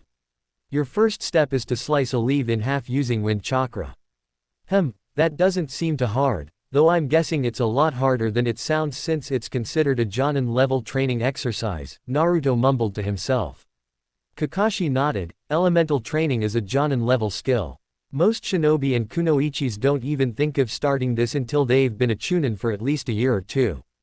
Got it, Naruto said. He paused and looked at his sensei for a moment before speaking. I was also wondering if you could show me the hand seals for the Shunshin body flicker. Shunshin Kakashi said, once again surprised. A Shunshin was only a chunin level jutsu, but once again it was a jutsu that people didn't bother with until they at least reached chunin. Yeah, I suppose I can show you the hand seals. Kakashi spoke. After all, it wouldn't hurt any and Naruto may even learn it from just that. If he's anything like his parents he'll have the jutsu down before the week's end. Possibly sooner. The Shunshin is simply the ram seal, much like your Kage Bunshin no jutsu, Kakashi explained, however unlike the Kage Bunshins where you imagine multiple clones of yourself. For this you must picture yourself moving at very high speeds. I find it helps if you visualize where you want to be when you use it. Naruto nodded, thanks Kakashi-sensei. Kakashi gave Naruto an eye smile, no problem Naruto. Now then, I'm going to go, check on your teammates. Kakashi said as he hobbled back towards the clearing his two teammates were still in. He's probably just going to read his porn, Naruto thought with a sigh before perking up. Well whatever, I've got work to do. Brining up his hands in the ram seal, Naruto began channeling mass amounts of chakra. Taju Kage Bunshin no Jutsu, mass multiple shadow clone jutsu. Back in the clearing Sasuke's feet hit the bark of the tree. He channeled chakra into his feet and began to run up. 1 step, 2 steps, 4, 8, 10, 15. He felt the bark blast off of the tree, forcing him to mark his spot before he fell. Sasuke flipped back down and looked at his progress. 15 steps. Damn it. Why is this so hard? You're using too much chakra. Sasuke turned around and glared at the clone. What? He asked in a scathing voice. The clone sighed. He seriously could not understand how the boss dealt with this shit every day. You used too much chakra, that's why the bark exploded. If you use too much, it pushes you off, too little and you slip off. Hey Sasuke-kun, look up here. Their conversation was cut off as they both turned to the female voice, to see Sakura sitting on top of the first tree branch on her tree. Well, it looks like she's got good control, Naruto mused. Sasuke looked at Sakura with a glare, which did not go unnoticed by the pinkett. Oh no, Sasuke-kun looks mad, and I thought he would be impressed. What am I going to do? Sasuke-tem, stop glaring at Sakura and get back to work or you'll never be able to get this exercise down. The Naruto clone spoke in an annoyed voice, making the raven-haired genin turn his glare on him. Hey, don't talk to Sasuke-kun like that. Sakura shouted, defending her crush despite said crush giving her a scathing glare that looked like he was trying to burn a hole through her. Sakura. The clone who was helping Sakura shouted. I know you want to be the center of Sasuke's attention, but I need you to focus on your training.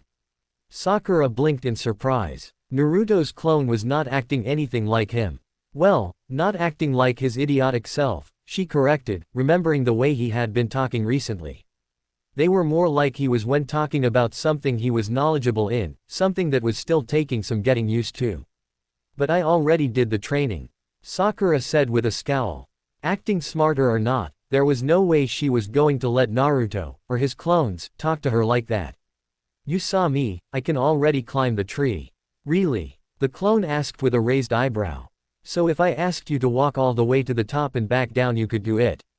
Well, Sakura hesitated. Running up to this branch had tired her out as it was, she was not sure if she could actually walk to the top. Exactly, Naruto said as he saw her hesitation to answer. You may have been able to get up there, but that's only because you have such good control of your chakra. However, this also means that there is something else you are lacking. Sakura frowned, not liking how Naruto seemed to be insulting her. Are you insulting me? She asked in a threatening tone. For the love of Kami. Naruto's clone nearly facepalmed. No Sakura, I am not insulting you. Like Sasuke, you have both good qualities and areas where you are simply lacking. Only your situation is reversed. Sakura gave him a confused look. What do you mean? You have perfect chakra control. This is because your chakra reserves are so small, Naruto said with a shrug. It's not all that surprising, since you come from a civilian family. Larger reserves are not in your genetics like it would be if you were an Uchiha. Sasuke on the other hand has larger than average reserves, which equates to a lack of control. I don't think I'm ever going to get used to Naruto actually sounding smart, Sakura thought as she listened. So then, what am I supposed to do? She asked. We need to get your chakra reserves up, Naruto said as if the answer was obvious. The only way to do that is to work on chakra control exercises, but go for endurance, rather than simply learning the exercise. Now, I have a friend who helped me when I learned tree climbing. She said that, you haven't mastered tree climbing until you can fight on a vertical surface for 1 hour like you were fighting on a horizontal surface. Naruto said in quote. Sakura gulped a bit, causing Naruto to smile. Don't worry, we're not going to be doing that yet. Right now you don't have the reserves for it. What I want you to do is to start running up and down the surface of the tree. I want you to do this until you're exhausted. You can take a small break when you tire out, but once you're rested, you're going to start over again. Sakura paled a bit at what Naruto was suggesting to her. Seeing this, Naruto decided to add some incentive. If you prove that you can be useful to Sasuke, he may pay more attention to you. That seemed to do the trick as Sakura started running up the tree. As Sasuke glared at him, the Naruto clone sighed. You know, glaring at me won't help you with your tree climbing. I suggest you use a little less chakra than before. I don't need your help, Dobi. Sasuke said. He turned back to the tree and began running up it, albeit he used less chakra. For a while it seemed to be going fine until he slipped. He marked his progress and jumped back down. Looking up, he glared at his mark. It was only 5 steps above the first one. Damn it. Sakura got this in one try. I'm an Uchiha and I haven't even gotten half as far as she has. Sasuke thought as he glared at the tree. You need to relax, Sasuke, Naruto's voice came from behind him. When Sasuke once again turned his glare on him, Naruto sighed. Look, I'm trying to help you. I said I don't need your help. Sasuke shot back. I'm an Uchiha, this is no problem for me. That's not what it seems like from where I'm standing. Naruto shot back. I said I don't need your help, Dobi. Sasuke grit his teeth. Naruto looked at Sasuke for a moment before he shrugged. Fine, I'll just be sitting over at that tree, watching as you continue making a fool of yourself, Tem. Sasuke narrowed his eyes as the Naruto clone sat down and leaned back against a tree. He turned back to the tree he was working on. He would complete this exercise without the Dobi's help. He was an Uchiha. As Sasuke continued working, none of them noticed the small figure who was staring at them as it left. Within their base, the hunter ninja watched over the bedridden Zabuza, mixing some of the herbs they had. So even you have come back defeated. The hunter ninja turned his head to see Gato standing in between 2 thugs. One of them was shirtless with a black hakama, and an eye patch on his right eye. His left shoulder was adorned with a vine tattoo pattern while he had barbed wire tattoos running down his arms. The other was wearing a baggy gray jacket festooned with many pockets, a pair of black shorts and a black beanie on his head. Both of them had a hand holding the sheaths of their swords, trying to make themselves look menacing. Zabuza's partner thought the pair looked pathetic with their posturing. It looks like the Kiri ninja are pretty pathetic. Gato continued as he moved into the room, feeling confident now that Zabuza was bedridden. You can't even avenge your men, how pathetic. And you call yourself a devil. Zabuza said nothing, causing both of Gato's Ronin to start unsheathing their blades. Hold on for a moment, Gato held up a hand as he continued walking up to Zabuza. He stopped at the bed and looked down at the Kiri missing ninja. Hey! There's no need to stay silent. Gato began to reach out his hand towards Zabuza's throat, but before it could get there the hunter ninja grabbed onto the businessman's wrist. Don't touch Zabuza-sama with your filthy hands. The hunter ninja snarled, giving him a glare that looked like it would burn straight through the fat businessman. Hey, let go. Let go, you fucking arg. Gato shouted, only to scream as the hunter ninja snapped his arm, then tossed him back. The two Ronin moved their hands towards their swords. However, their eyes widened when they found the hunter ninja between them, holding their own swords against their throats. You shouldn't do that, the hunter ninja said. I'm really pissed off right now. Gato and both his cronies began to sweat. One more chance. Gato shouted as he stood up and shook his unbroken hand in a fist. I'm giving you one more chance to complete this. If you fail, I'll make sure that every ninja in Kiri knows where you are. Gato and his two thugs left, slamming the door on their way out. Hiku, Zabuza said, getting his partner's attention. You didn't have to do that. I know, Hiku said with a smile, spotting the protrusion in the sheets that showed Zabuza was holding a kunai. But it's still too early to kill Gato. If we cause a commotion right now, the hunters will be after us again. We must be patient. Zabuza sighed. Damn, I hate it when you're right. Right about what? Hearing the voice, Hiku and Zabuza looked over as the door opened to see the Akuma brothers walking in.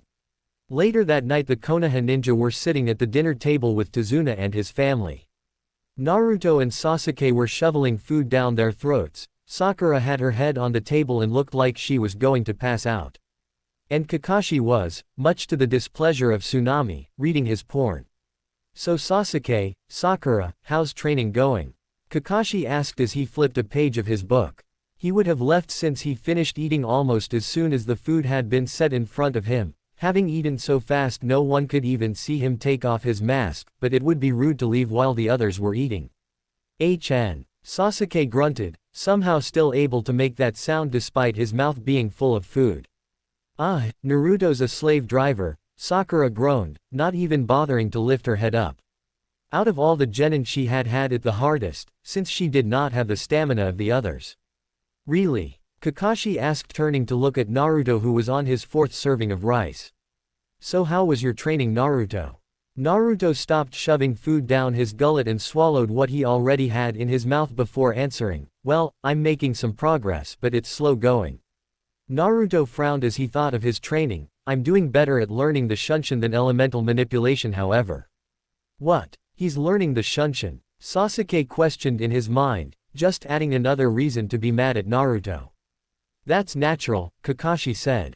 After all, elemental manipulation is a Jonin-level training technique. Naruto's going through Jonin-level training.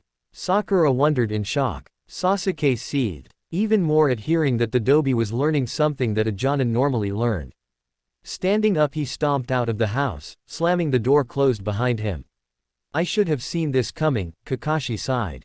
I probably shouldn't talk about Naruto getting stronger in front of Sasuke. I wonder what crawled up his ass and died. Naruto looked over at the door Sasuke had stormed out of before shrugging. Though, I'm surprised it could with that 20-foot pole he's already got sticking in there. Naruto baka. Don't make fun of Sasuke-kun like that. Sakura shouted, standing up and rearing her fist back to hit the blonde. Naruto just looked at her. Do you want me to double the amount of training you're going to be doing tomorrow?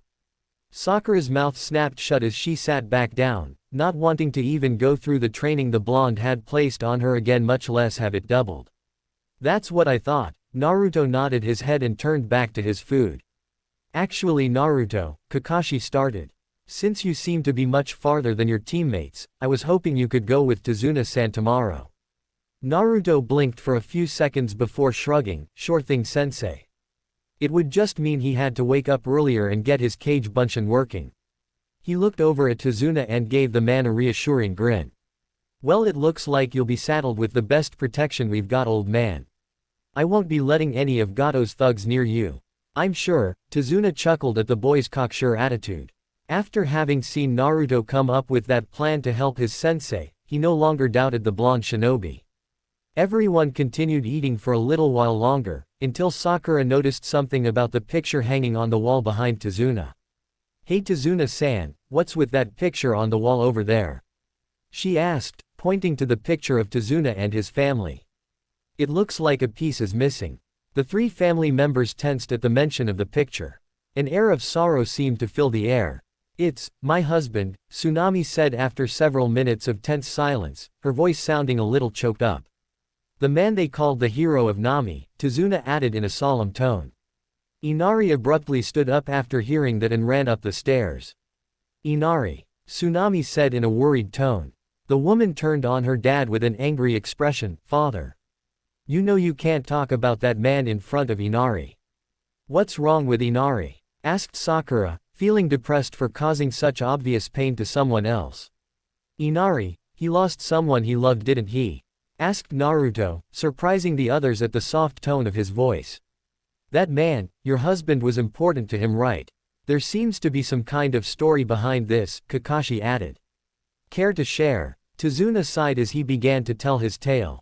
Inari had a friend that he was real close to, a man who was a father in all but blood.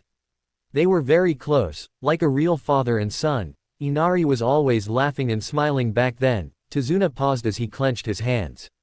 But Inari changed, since that incident with his father. The word courage has been stolen from the people of this land. And from Inari, ever since that day, because of that incident.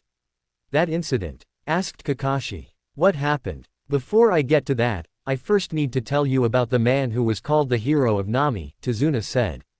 Hero? Asked Naruto, getting interested hearing more about someone who had done something amazing enough to be called a hero. It was about 3 years ago that Inari met that man, Tazuna said. Some bullies were picking on him, trying to steal the dog that Tsunami and I had gotten for him. After arguing, they threw the dog into the lake, and then they pushed Inari into the lake as well. That's horrible, gasped Sakura. No more horrible than smashing your fist into someone's head for no reason, Naruto mumbled loud enough for only himself and Kakashi to hear. Tazuna ran a hand through his hair as he gave a sigh, and it was worse because Inari couldn't swim. However, right then as Inari was drowning, the pooch remembered he could dog paddle. Inari almost drowned that day, however, a wandering fisherman managed to save him. His name was Kaiza. He was a fisherman who came here to follow his dreams. After that, Kaiza and Inari became very close. It may have been because Inari's real father had died before he could get to know him, but he and Kaiza were inseparable, like a father and son. It was only a matter of time before Kaiza became a part of the family. And Kaiza was also a man the city needed. There was one time that the dam was overrun with water, and was going to flood the city. Kaiza swam out to the dam by himself and closed it. Kaiza was called the hero of this city. And Inari could not have been prouder. Tazuna paused in his story as his face took a darker tone. But then Gato came to this city. Gato killed Kaiza, didn't he? Naruto said, causing the others to look over at him in surprise. Tazuna nodded, yes, only it was much worse than that. Gato had Kaiza executed in front of everyone, including Inari. Gasps were heard from Naruto and Sakura, both surprised and appalled that Gato could do that. Kakashi just looked down. He already knew of the hardships of the world, and he knew things like this happened more often than others would like to admit. From that day Inari changed. He stopped believing in heroes that day. The day the whole city lost hope, Tazuna trailed off. For a moment the Konoha ninja were silent as they digested what they had heard. It was definitely a sad story, hearing that a child saw his father figure murdered in front of him. Naruto stood up and began making his way towards the door. Where are you going, Naruto? Asked Sakura. If you're thinking of training, take the day off, Kakashi said. If you use up too much chakra you could die. Don't worry sensei, I'm just going to have my cage Bunshin do some work while I sleep, Naruto reassured his sensei. Kakashi nodded while Sakura and the others looked confused. But I need to get some training in, otherwise I won't be able to prove to Inari that heroes still do exist. Chapter 9, New Ideals.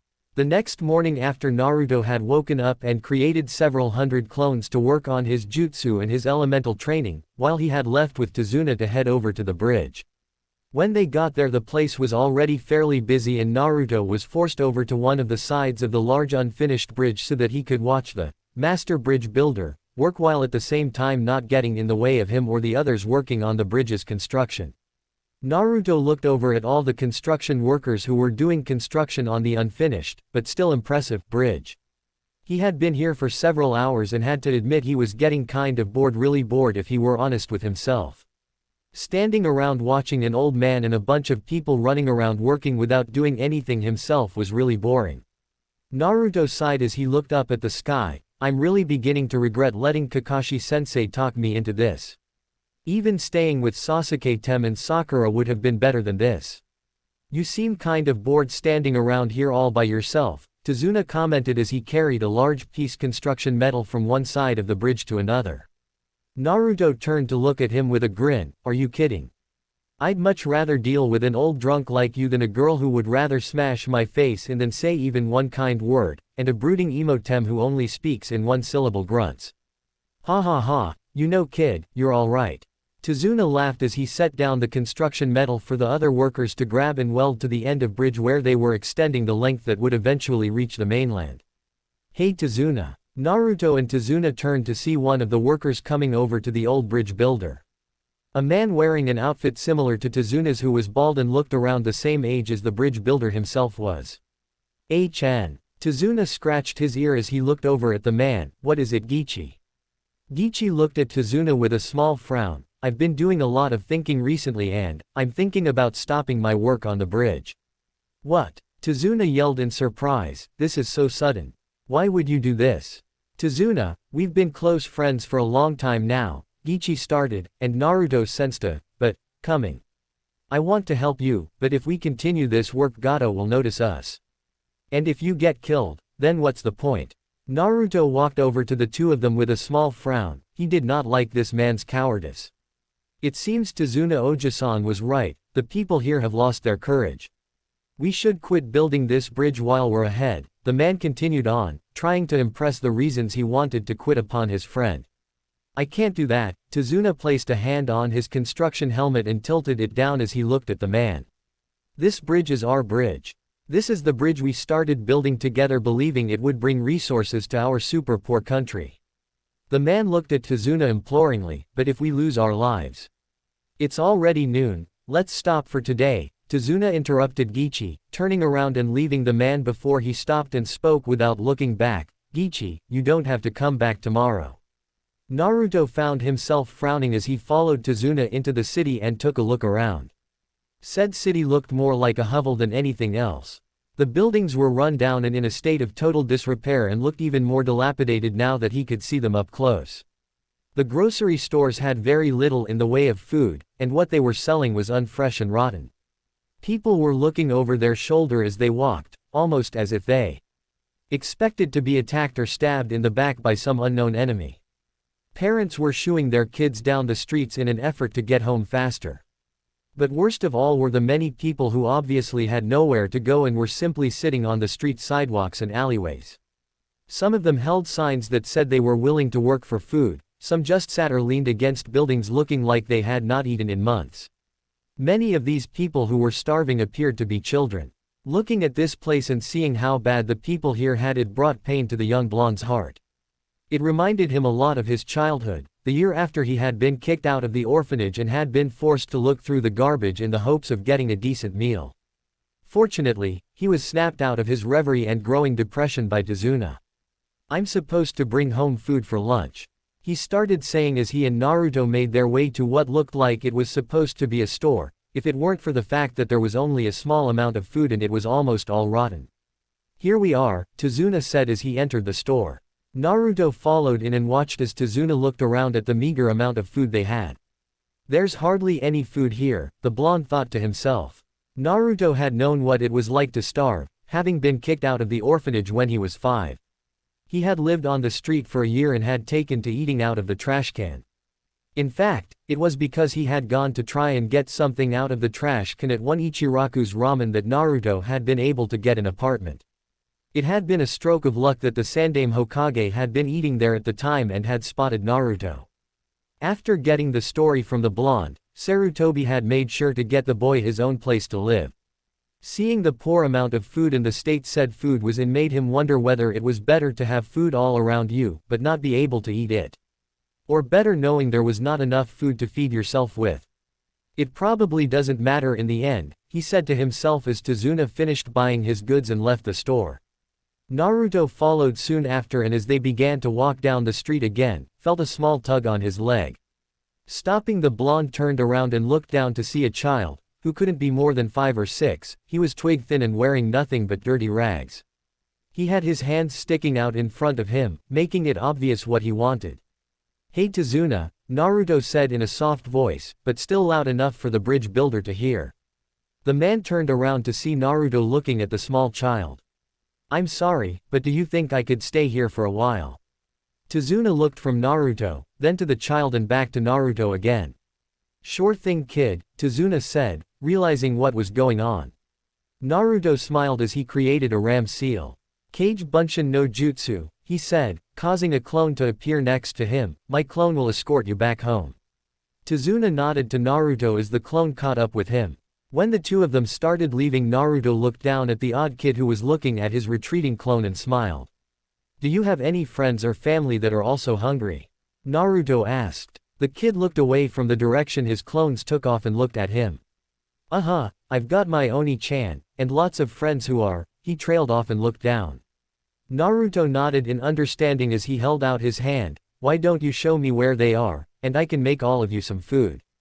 The child looked at Naruto's hand for a second before taking it and leading Naruto to where the other orphans and homeless people he knew were.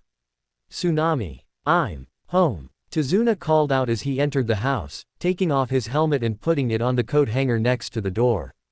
Kakashi, who was reading over on the couch, looked up and frowned underneath his mask. "Tazuna-san, where is Naruto?"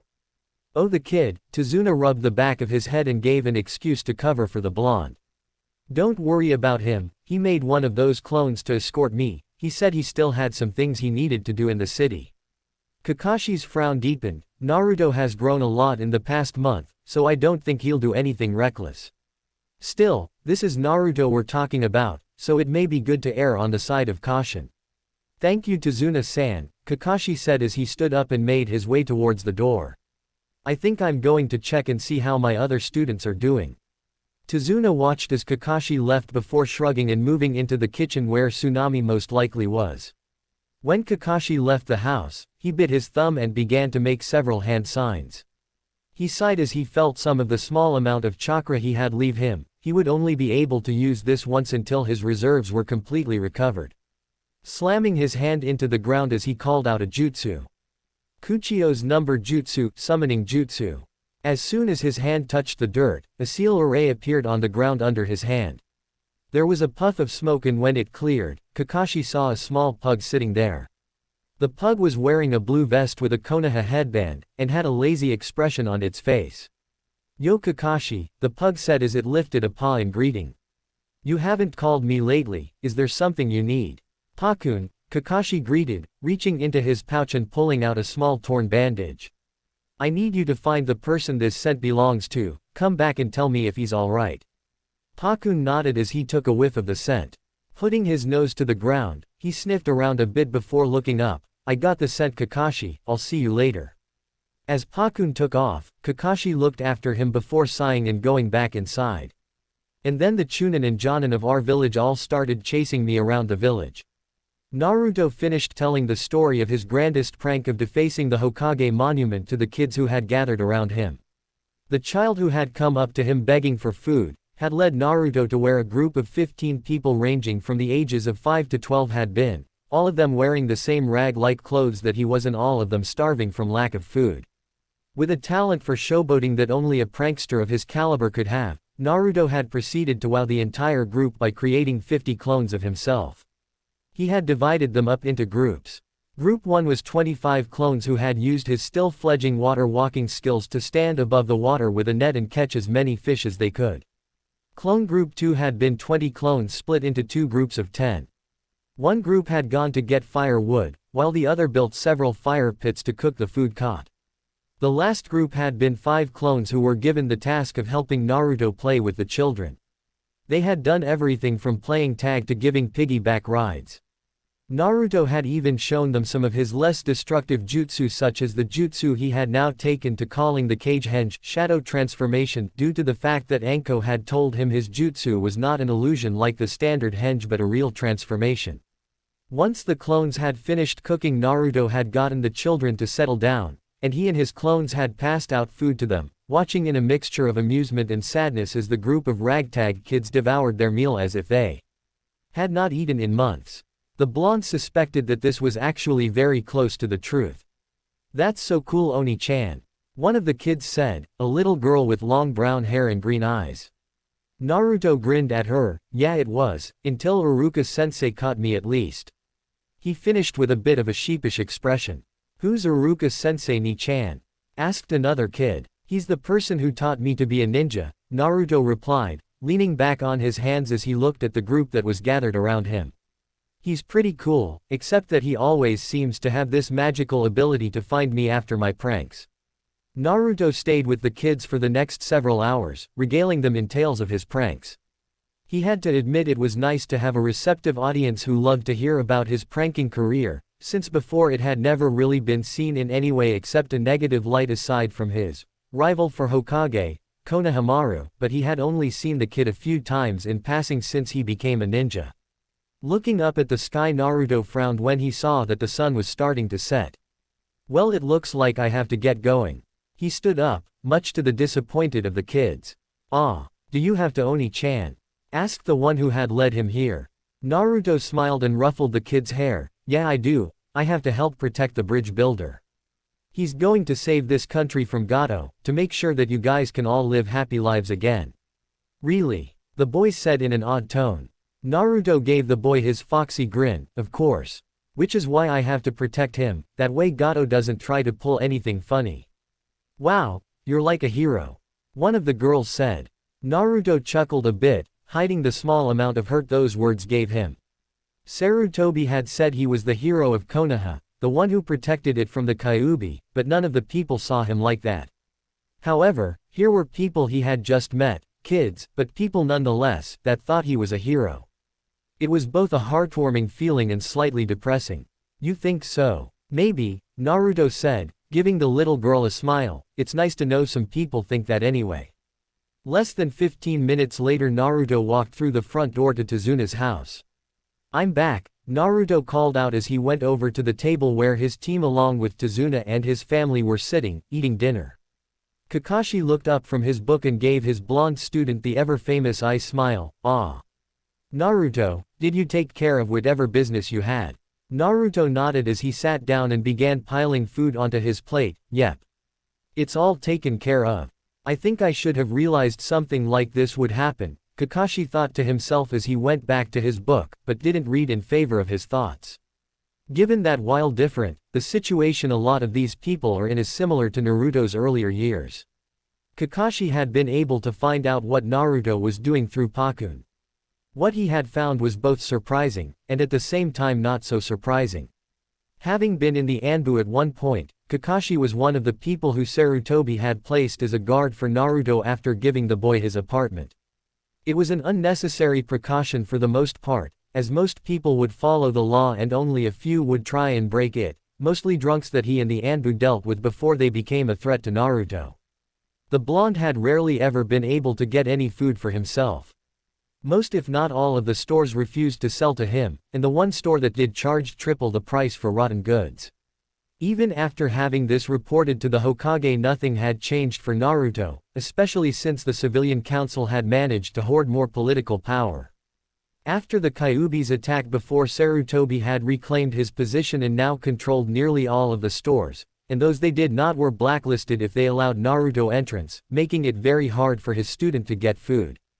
That he would already be working on water walking is impressive. It still looked a little shaky, but the fact that he can already stand on water shows he's training hard. Kakashi was actually impressed with the initiative of his blonde student, as most would wait for their sensei to begin teaching them. That Naruto had taken to learning things himself showed that he was willing to go above and beyond to learn and grow stronger. Kakashi looked over at his other two students, both of whom did not have the same motivation and determination the blonde had. Hopefully he can help me with the other two. As everyone began eating again, Naruto looked over at his two teammates. Sakura did not look like she had done nearly as much as he had her do the other day. Obviously Kakashi had not been going as hard on her. He probably stayed in the house and read his smut, the blonde thought with a sigh. The problem Naruto had realized when he had his Kage Bunshin helping Sakura was that she lacked the motivation to actually train. During the time his Kage Bunshin had been training her, the Pinkett had taken to complaining about how he was a slave driver and how all this training would make her look manly. It did not help that she refused to eat properly, preferring to diet rather than remain skinny and toned by exercising. His eyes then landed on Sasuke, who was once again bruised and dirtied, and scarfing down food even faster than him. At least one of them knows how to work hard. While Naruto did not feel Sasuke had the proper motivation to get stronger that Naruto did, he knew that the raven-haired genin always worked harder than the others on what he was being taught than the others that had been in their class. "Hey Tem," Naruto said, making Sasuke pause mid-bite to eye the blonde. "How's that tree climbing coming?" Naruto asked with a cheeky grin. Sasuke glared at Naruto as he swallowed. His tree climbing wasn't coming all that well, he had only managed to get 10 steps higher than yesterday. "Better," Sasuke lied with a smug look, not wanting to give Naruto the satisfaction of knowing he was having difficulties with the exercise. "Pretty soon I'll have this exercise complete." "Oh," Naruto said with a raised eyebrow. "So you call 10 steps higher than last time better? I didn't realize that an elite Uchiha felt such a small amount of progress was something to be proud of." "Oh no," Kakashi's sweat dropped as his blonde student began antagonizing his raven-haired student. "This doesn't look good. Naruto baka. Stop." Sakura did not get to finish as Naruto tossed her a small glare laced with killing intent, not in the mood to listen to her shouting. Sasuke stiffened in his seat as he glared at Naruto. "How did you know that? Were you spying on me?" "Hardly," Naruto scoffed. "I have several clones stationed around the house for added protection. One of them simply saw you training. And what do you care?" Sasuke hissed, angry that the Dobi was making fun of him. And that the Dobi had surpassed him in something he should be able to do easily. "You're my teammate, of course I would care," Naruto said with a shrug, surprising Sasuke and the others. "I may dislike your stuck-up attitude, but you're still my teammate." Naruto looked over at Sasuke, the sides of his mouth twitching upwards a bit. "And if you ask nicely, I may just be willing to lend you a hand." Everyone looked over at Sasuke, who seemed to be having some kind of inner debate. The raven-haired genin looked over at Naruto to see the blonde looking at him with a calm expression. When did the Dobi become like this? He asked himself. Ever since that genin testes been like this? No, I think he was like this even before that. But I don't know how or when. When did he change? Sasuke closed his eyes for a second as he tried to decide what to do. Sasuke paused, as if what he was going to say next was some kind of sin. "I would like your help." Those who thought Naruto might say no just to string the Uchiha along were surprised when the blonde just gave a nod. "Then wake up around 7 o'clock tomorrow morning and we'll get started on tree climbing." Kakashi looked at the two and gave a small smile that went unnoticed under his mask. I guess there was nothing to worry about. Naruto seems to be getting through to Sasuke after all. What's going on? Wondered Sakura as she looked between her two teammates. One minute Naruto baka is insulting Sasuke-kun, and the next he's offering to help him. Does he have some kind multiple personality disorder or something? Cha, that's got to be it. Why else would he act like such a baka? Shanaru. Inner Sakura ranted, seemingly in agreement. However, one person there was getting fed up with the way these ninja were acting. Tears began to form in Inari's eyes as he glared at Naruto. An act which did not go unnoticed by said blonde. "You got something you want to say, kid?" asked Naruto as he eyed the now ready to burst Inari. Inari stood up and slammed his hands down on the table. "Why do you guys bother to try so hard? No matter how hard you train, you're no match for Gato's men." No matter what glorious claims you make or how hard you work when facing the strong, the weak will only end up getting killed. Naruto smirked at the kid. You know, you're exactly right. Everyone who had been expecting some kind of outburst looked over at Naruto in surprise as he spoke. The weak will always be defeated by the strong. The blonde looked up at Inari, his smirk widening a tad. Gato and his men are weak. They're nothing but cowards who pick on people who can't even put up a fight against them. They can only fight against people who don't have the strength, or the will to fight back. Against a fully trained shinobi, a bunch of thugs means nothing. Naruto put his head down on the table as he looked away from Inari. We are not weak. Don't lump us in the same category as you, we're nothing alike. Inari's tears began to run down his face even harder than before as he glared at Naruto. I'm glad we're nothing alike. I'd hate to be like you.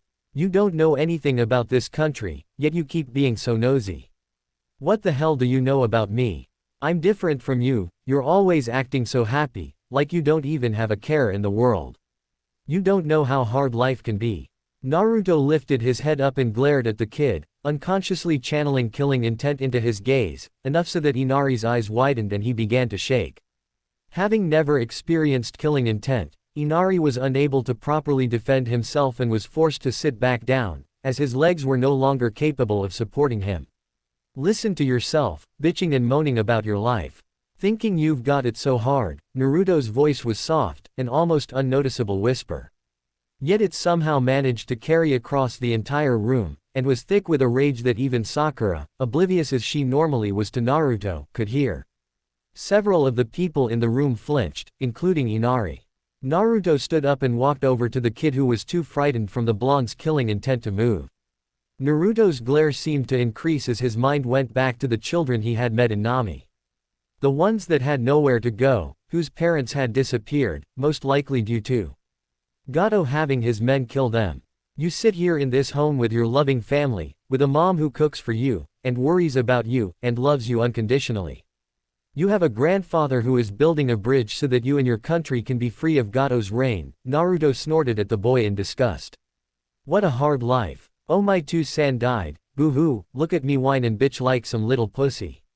Having enough of her teammate berating the kid, Sakura stood up and glared at Naruto. Naruto baka th. Shut up. Naruto punctuated both words with a harsh glare, his killing intent turning on Sakura, who paled and sat down as she found her legs unable to support her. Naruto turned his gaze back on Inari. I bet you've never even stepped foot outside this little sanctuary, have you? Never even been into the town recently, where children even younger than you have lost their parents, both of them. Children who don't have a mom to cook them food, or a grandfather who's willing to stand against a tyrant for them. Naruto remembered his own past, being kicked out of the orphanage at a young age, living on the street for nearly a year. Not being able to buy food from the stores unless it was rotten, being forced to find a lot of the stuff he owned in the garbage cans from the people who had thrown their stuff away. But most of all, he remembered the loneliness he had to deal with. The glares and harsh whispers people had given him. Look, it's him. Who does he think he is, walking around this street like he owns the place? Listen, you are not to go near that boy again. I'm so glad he didn't become a ninja. Yeah, could you imagine what would happen if he did? I mean, he's the… Naruto gritted his teeth as voices flashed through his mind. I'm glad I'm nothing like you. You're nothing but a pussy, sitting here whining about how hard your life has been when there are people in your own town who have it far worse than you. A sniveling little bitch who's disgraced Kaisa's name. Inari's eyes widened as the blonde mentioned the name of his father figure. Naruto snorted in disgust before turning around and heading towards the door. Naruto, where are you going? Kakashi asked as the blonde opened the door. Destructive therapy. Naruto yelled as he slammed the door shut. Everyone stared at the door Naruto had left through, wondering what had caused the blonde to have such a strong reaction to Inari's words. Inari sniffled several times before he too ran out of the door. This is a disaster, though I can't say I'm surprised that Naruto reacted like that, Kakashi thought as he stood up, putting his book for the moment. He stood up and walked out the door. Walking around to the back, he saw Inari sitting with his feet dangling over the water. Can I join you? Asked Kakashi, causing Inari to turn his head. Taju Kage Bunshin no Jutsu. There was a large puff of smoke that covered the clearing as Naruto summoned over 400 clones. Without preamble, Naruto unsealed his bow staff and charged them, smashing into their midst with a fury that seemed to give his namesake new meaning. The clones who had been surprised by the sudden and brutal attack began to retaliate, striking out with limbs and kunai in an attempt to take down their creator.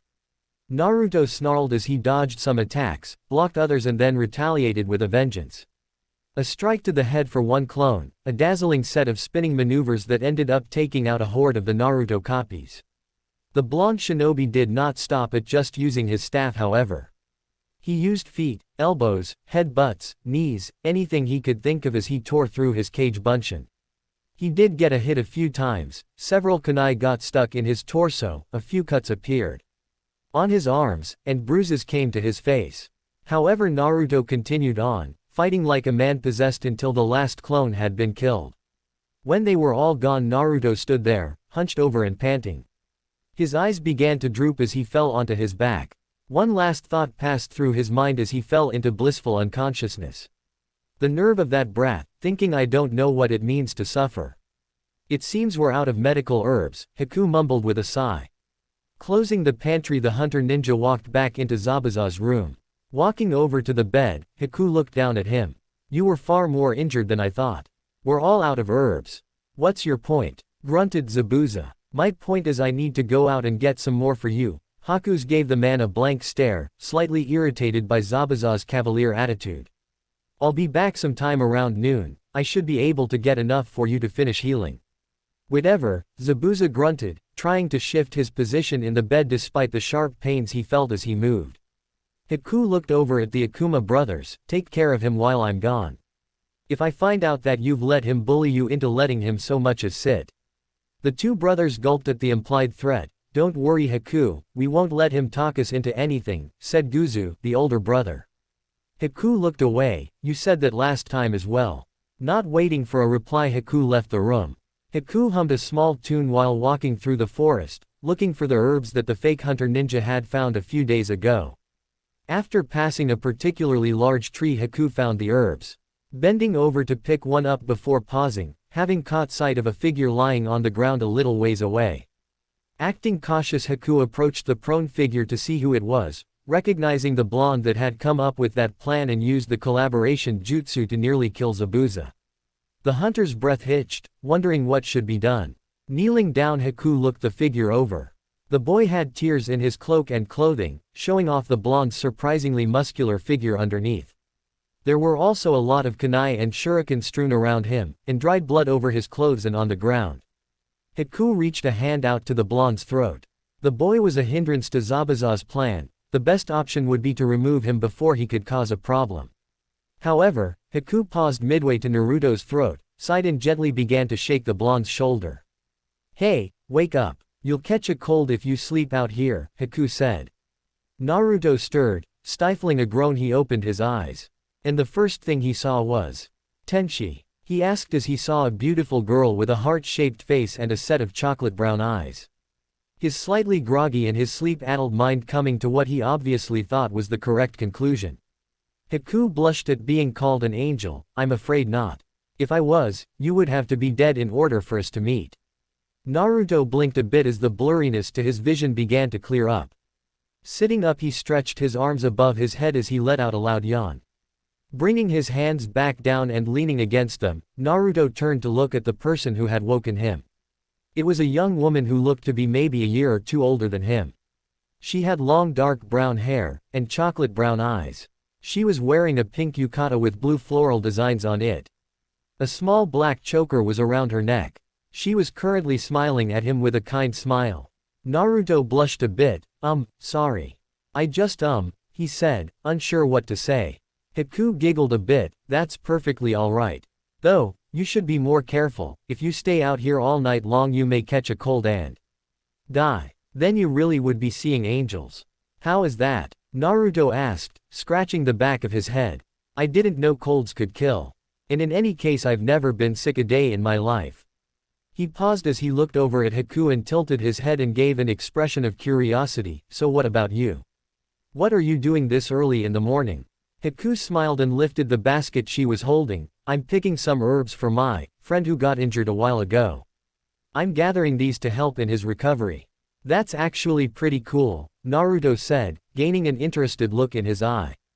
I've been reading about herbs since I have picked up a small hobby in gardening a while ago, but I don't really know too much. Do you need any help picking them? That would be nice, Haku said as she bent down, setting the basket back on the ground and grabbed a few of the herbs. Nodding his head, Naruto formed a quick hand seal, Kage Bunshin no Jutsu. A clone appeared next to Naruto before it hopped off towards the house. Bending down, Naruto looked over to see Haku looking at him curiously. It's a clone, he explained, figuring that was why she was looking at him. I had offered to help my tem of a teammate with his training. If I don't show up, he'll probably come looking for me. Haku nodded at the explanation and, feeling this would be an opportunity to gain some insight into Zabuza's enemies, the fake hunter decided to start a conversation. So you're a ninja? She asked. Sasuke frowned as he looked around the living room and saw no sign of Naruto. I should have known that idiot wouldn't be here. He probably realized he couldn't help me and left. Well, that's not very nice, Tem, Naruto said as he walked in the door. If that's the way you feel, then perhaps I shouldn't help you. Sasuke grunted, looking away from Naruto. He looked back after a few seconds. Why were you out already? Naruto looked over at Sasuke and shrugged. I usually wake up this early in the morning to do my own training. Sasuke smirked. You sure you didn't just fall asleep in the forest? Naruto blushed in embarrassment. Shut up, Tem. Are we gonna do this or not? Smirk still in place, Sasuke left with a grumbling Naruto following him. I can't believe I'm actually going to help this Tem with his training, the blonde mumbled. If I wasn't a Kage Bunshin and given orders to help this prick, I would kick the boss's ass. Naruto looked up and blinked as he registered the question. A second later he grinned. Yeah, I am. I bet the totally awesome headband gave me away, huh? Maybe a little. That and the clone you made, Haku said with a smile. So why did you decide to be a shinobi? Naruto paused as he grabbed a herb. He shook his head and pulled it out. I became a shinobi so I could gain the respect of my village. He said enthusiastically, I plan on becoming the greatest Hokage to ever grace the elemental nations. Haku raised an eyebrow as Naruto jumped to his feet and pumped his fists into the air. I see, that's quite a grand dream. Haku paused for a second before plunging on. So what's a ninja doing out this early in the morning? Naruto blushed a bit as he remembered his destructive therapy session, training. He answered with enthusiasm. After all, destroying several hundred copies of oneself can constitute as training, right? Haku noticed the lie but let it slide. So why are you training? To become strong, of course. Naruto shouted with a wide grin that stretched across his face and closed his eyes, making him look like a fox. Haku looked the blonde up and down, noticing the tightly packed muscles underneath Naruto's cloak. You seem plenty strong now. Naruto shook his head. Maybe, but I'm not strong enough. I have to become stronger. To become Hokage? Asked Haku. Naruto nodded. Not just Hokage, but the greatest Hokage. Are you doing this for someone else? Or yourself? Asked Haku. Sitting back down, Naruto looked at her curiously. Was his rather unintelligent reply as he scratched the back of his head. Haku noticed the look and covered a hand to her mouth as she released a giggle. Hey! Naruto shouted, a blush adorning his face at the sound of Haku's giggle. What's so funny? Nothing, Haku replied with a smile. So do you have someone who is important to you? Someone important? Naruto asked in a questioning and perplexed tone. Haku nodded, remembering the day Zabuza had come and gave her a purpose. When a person has something important to protect, that's when they become truly strong. Naruto paused in his herb picking as he looked up at Haku. Listening to those words, Naruto remembered Iruka-sensei protecting him from Mizuki and allowing him to graduate afterwards. His mind flashed to Hokage Ojisan, who had been with him ever since he had been kicked out of the orphanage. And he remembered the Ichiraku family, who owned the only restaurant, aka food stand, that did not kick him out. More images played through his head. Enko helping him with his tort, training in the Forest of Death, sparring against the literal fighting Hurricane Rock Lee. His growing improvement with a bow staff and recently a katana, thanks to Tenten. And her father Kato, who sold him goods at the same price as everyone else and had given him said staff for free. They were all people who he had grown close to. He would easily fight to protect them, even give his life. I know exactly what you mean, Naruto said solemnly, his usual enthusiasm and occasional snarky attitude diminished. You'll get strong, Haku said, seeing the understanding light enter Naruto's eyes. Standing up, Haku looked at Naruto. By the way, I'm a boy. Naruto froze for a second, his eyes went wide, his face turned green and he felt like he wanted to vomit. Oh no. Oh no, oh no, oh no. If I called a boy angel I'm gonna. He paused mid-rant as Haku began to walk away and his nose caught a scent. You're lying, Naruto stated, causing Haku to freeze and look back at him. Grinning, Naruto stood up and walked over to her. You almost had me fooled, but there is no way you can be a guy. Haku kept calm and merely raised an eyebrow. Oh. What makes you say that? Well, the first thing is you have no Adam's apple. Naruto had been reading up on human anatomy and so he knew that was one of the differences between male and female. The other differences are, he shook his head, mind out of the gutter Naruto. Looking back at Haku he continued. Second, you're far too pretty to be a man. He grinned as Haku blushed. It's too bad I can't make Anko turn red like that. Gah.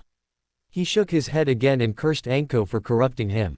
And finally, no self-respecting male would ever smell of lavender and lilac. I see, was all Haku said, too surprised that someone had called her out to actually say anything, though a part of her mind was trying to come up with an excuse for posing as a boy. I'm guessing you're posing as a male because of Gato's reign of tyranny over the island. Naruto asked. Haku felt herself relax as the blonde unwittingly provided a cover story. Yes, Gato's men have been known to do things that were less than savory to women that they catch alone. Naruto nodded. Yeah, I could imagine that slime who already works for someone as slimy as Gato would do things like that. He tilted his head for a second before smiling and thumping his chest. I know. Why don't I escort you home? That way if any of Gato's goons even try to touch, I'll beat the shit out of them. Haku giggled but grew worried as she tried to find a way out of this situation. That's okay, I don't want to interrupt your training. I have already taken too much of your time. Naruto opened his mouth to protest but Haku cut him off. Please do not concern yourself with me, I have been evading Gato's men in the morning ever since he came here. Oh, well okay, Naruto said in a somewhat dejected voice. He perked up again after a few seconds. Looking up he saw Haku walking away again. Wait, he called out as he ran to catch up with her. Yes, Haku asked as she turned around, wondering what the blonde would want this time. Well I was just, Naruto blushed and squirmed a bit before pressing on. I was just wondering if I could see you again, like tomorrow maybe. Haku bit her lip as she was presented with this new dilemma. On the one hand this would be a good opportunity to learn more about Zabuza's enemy. On the other hand, she would be playing with a young boy's heart, someone who for some odd reason reminded her of herself. However, her desire to help Zabuza overrode her desire to keep the young blonde from being heartbroken. I can do that, she said with a smile, even as her stomach churned a bit. What time would you like me to meet you? How about 7 o'clock tomorrow morning? Naruto suggested with a smile, relieved that she had not turned him down. Though he had hung out with Tenten a lot, and gone out to get dango with Anko, he had never actually considered those to be dates. Though I'm not sure if this would be considered a date, he thought to himself before shaking his head and dispelling the thought. It really didn't matter if it was or wasn't. Okay, Haku said, I'll meet you here tomorrow at 7 a.m. tomorrow. Until then, she gave him a small bow of her head before leaving Naruto alone. Sighing, Naruto scratched his head. So what should I do now? He could start training again. He had not been able to train his body yesterday because he had been protecting Tazuna, and he did not actually count his enraged clone slaughter last night as training. Yeah, that's exactly what I'll do. Time for some training, he shouted as he pumped his fist in the air. Then his stomach growled. Perhaps I should train after I eat something. In another clearing Naruto watched Sasuke run up the tree with a frown. The raven-haired genin had made some decent progress, going 20 more steps up the tree. But it still was not anywhere near the top. Sasuke grunted as his foot was blasted off the trunk from using too much chakra. He scratched the spot with his kunai before rebounding against several trees before landing on the ground. Looking up he scowled. I only made it 4 more steps. How can I gain the strength needed to kill Itachi when I can't even do this? Looks like you're using too much chakra still, Naruto commented. Sasuke glared at Naruto, shut it Dobi. Don't yell at me. Naruto glared at his raven-haired teammate, I'm here to help you. Sasuke scoffed, some help you are. All you do is tell me I'm using too much chakra, he said in seeming imitation of Naruto. I see, Naruto paused for a moment. Fine then, I guess you'll do better off without my help. Turning around Naruto began to leave. Wait, the blonde stopped and looked back at Sasuke who looked like he was swallowing something vile. I'm sorry, he mumbled out at last, please help me. It sounded like he was choking on the words, Naruto thought with a mental chuckle. I suppose I could. Walking back into the clearing Naruto stopped in front of Sasuke. Taking a deep breath he began to speak, your first problem is you're using too much chakra. Sasuke scowled but did not say anything. I think the reason is you're not thinking with a clear head. Whenever I did this exercise, if I thought about anything other than climbing the tree, I lost my control and would fall off the tree. He paused to see if Sasuke understood his words, receiving a nod he continued. So what you need to do is clear your mind. Don't think of how you can't do this, or how superior you are to everyone else, or even of how you want to kill your brother for what he did to your clan. How do you know about that? Sasuke asked with a glare. I read a bingo book and your brother was in there. It said he was wanted for killing the Uchiha clan, Naruto said with a shrug, patting the pouch where his bingo book was located. It wasn't hard to figure out who the man you intend to kill was after that. And while I can understand why you want to, right now thinking about him is merely a distraction for you. Now, clear your mind and being channeling your chakra. Sasuke sighed and decided to do as asked. It couldn't hurt more than anything he had been doing recently.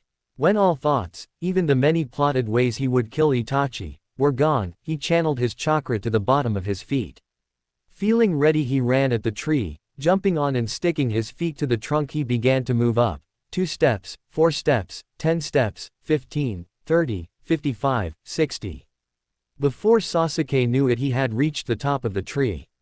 Blinking in a bit of surprise he grabbed onto the top and swung himself on the topmost branches. He looked out over the forest, seeing how far it went on. He looked back down to see Naruto looking at him with a smirk. Unbidden a smirk came to his own face. It looks like the Dobi has his uses after all. Later that night Naruto came in with a beaten and battered-looking Sasuke. Said raven-haired Genin's arm was around the whiskered blonde's shoulder as Naruto held him up and walked over to the table. Sasuke-kun. Sakura screeched as she saw Sasuke. Everyone winced and covered their ears at the loudness of her voice. Except for Sasuke, who was simply too tired to cover his ears, and Naruto who was holding Sasuke up. Naruto Baka. What did you do to Sasuke-kun? Quiet down Sakura, Naruto said in an annoyed tone. I was just helping Sasuke with his training. The blonde looked over at Kakashi. He can reach the top now, so we're working on perfecting his tree walking.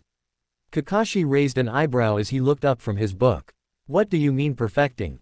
He asked in curiosity. Naruto grunted as he set Sasuke down at the table, said raven-haired Genin resting his head on the table as soon as he was seated. What I mean is, perfecting. I was told that the tree climbing exercise is not truly mastered until you can stay on a vertical surface for 1 hour, while in combat, the blonde answered as he grabbed a plate and some food. That's actually a good idea, Kakashi said, looking over at Sakura. Sakura, tomorrow, Naruto and I will be guarding the bridge. I want you and Sasuke to work on mastering tree climbing. Sakura paled a bit at the thought of doing what Naruto had said, but nodded as it would not be wise to go against her sensei. Yes, Kakashi-sensei. Good. Smiling Kakashi turned to Naruto. You don't have a problem with this, do you, Naruto? Naruto shook his head. That's fine. I can get my training done early in the morning before we leave. Excellent. Kakashi said with another smile. I'll be counting on you to back me up in case something happens. Naruto grinned. You just want me there so that if something does happen, you can read your porn while I do all the fighting. Now you know that's not true, Naruto, Kakashi said with a fake tone of hurt, which may have been more believable had he not gone back to reading his porn. I would never let a comrade fight on his own if I could help it. Sure, Naruto rolled his eyes as he began eating. You would be more convincing if you weren't reading your precious Ika right now, sensei. Well, you never know when I'll get another chance, Kakashi said as he turned the page and dutifully ignoring the glares from the two females in the house. Especially if something happens tomorrow, I have to use my time wisely after all. Naruto laughed. Just admit it, you're a lazy-ass bastard who simply doesn't want to do anything other than read his porn. Throughout the whole conversation, Sakura, who had been getting increasingly red, spoke up. Would you two shut up? I don't want to hear you talking about sensei's porn addiction. I don't want to hear about our dirty old sensei reading porn. Shanaru. Inner Sakura raged. Kakashi and Naruto looked at each other before shrugging. Sure, Sakura, Naruto said, another grin coming to his face, one that Kakashi recognized as the grin when the blonde was doing his pranks. If you want, we can talk about how you have a shrine of Sasuke hidden in the back of your closet instead. As soon as Naruto said that, several different things happened. Kakashi dropped his book as he fought to keep from laughing. Tazuna did laugh. Inari looked confused as he wondered why someone would have a shrine of another person in their closet. Tsunami blushed a bit as she wondered if Sakura might have some kind of mental problems. Sasuke blanched, turning as pale as a ghost and praying to every kami he could think of that Naruto was lying. And Sakura, Naruto, was red with anger, red enough to make a tomato seem pale, wondering how he knew she had a shrine dedicated to Sasuke in her closet that she paid homage to every morning. You're dead. Thank you for watching. Please make sure to like and subscribe and have a great day.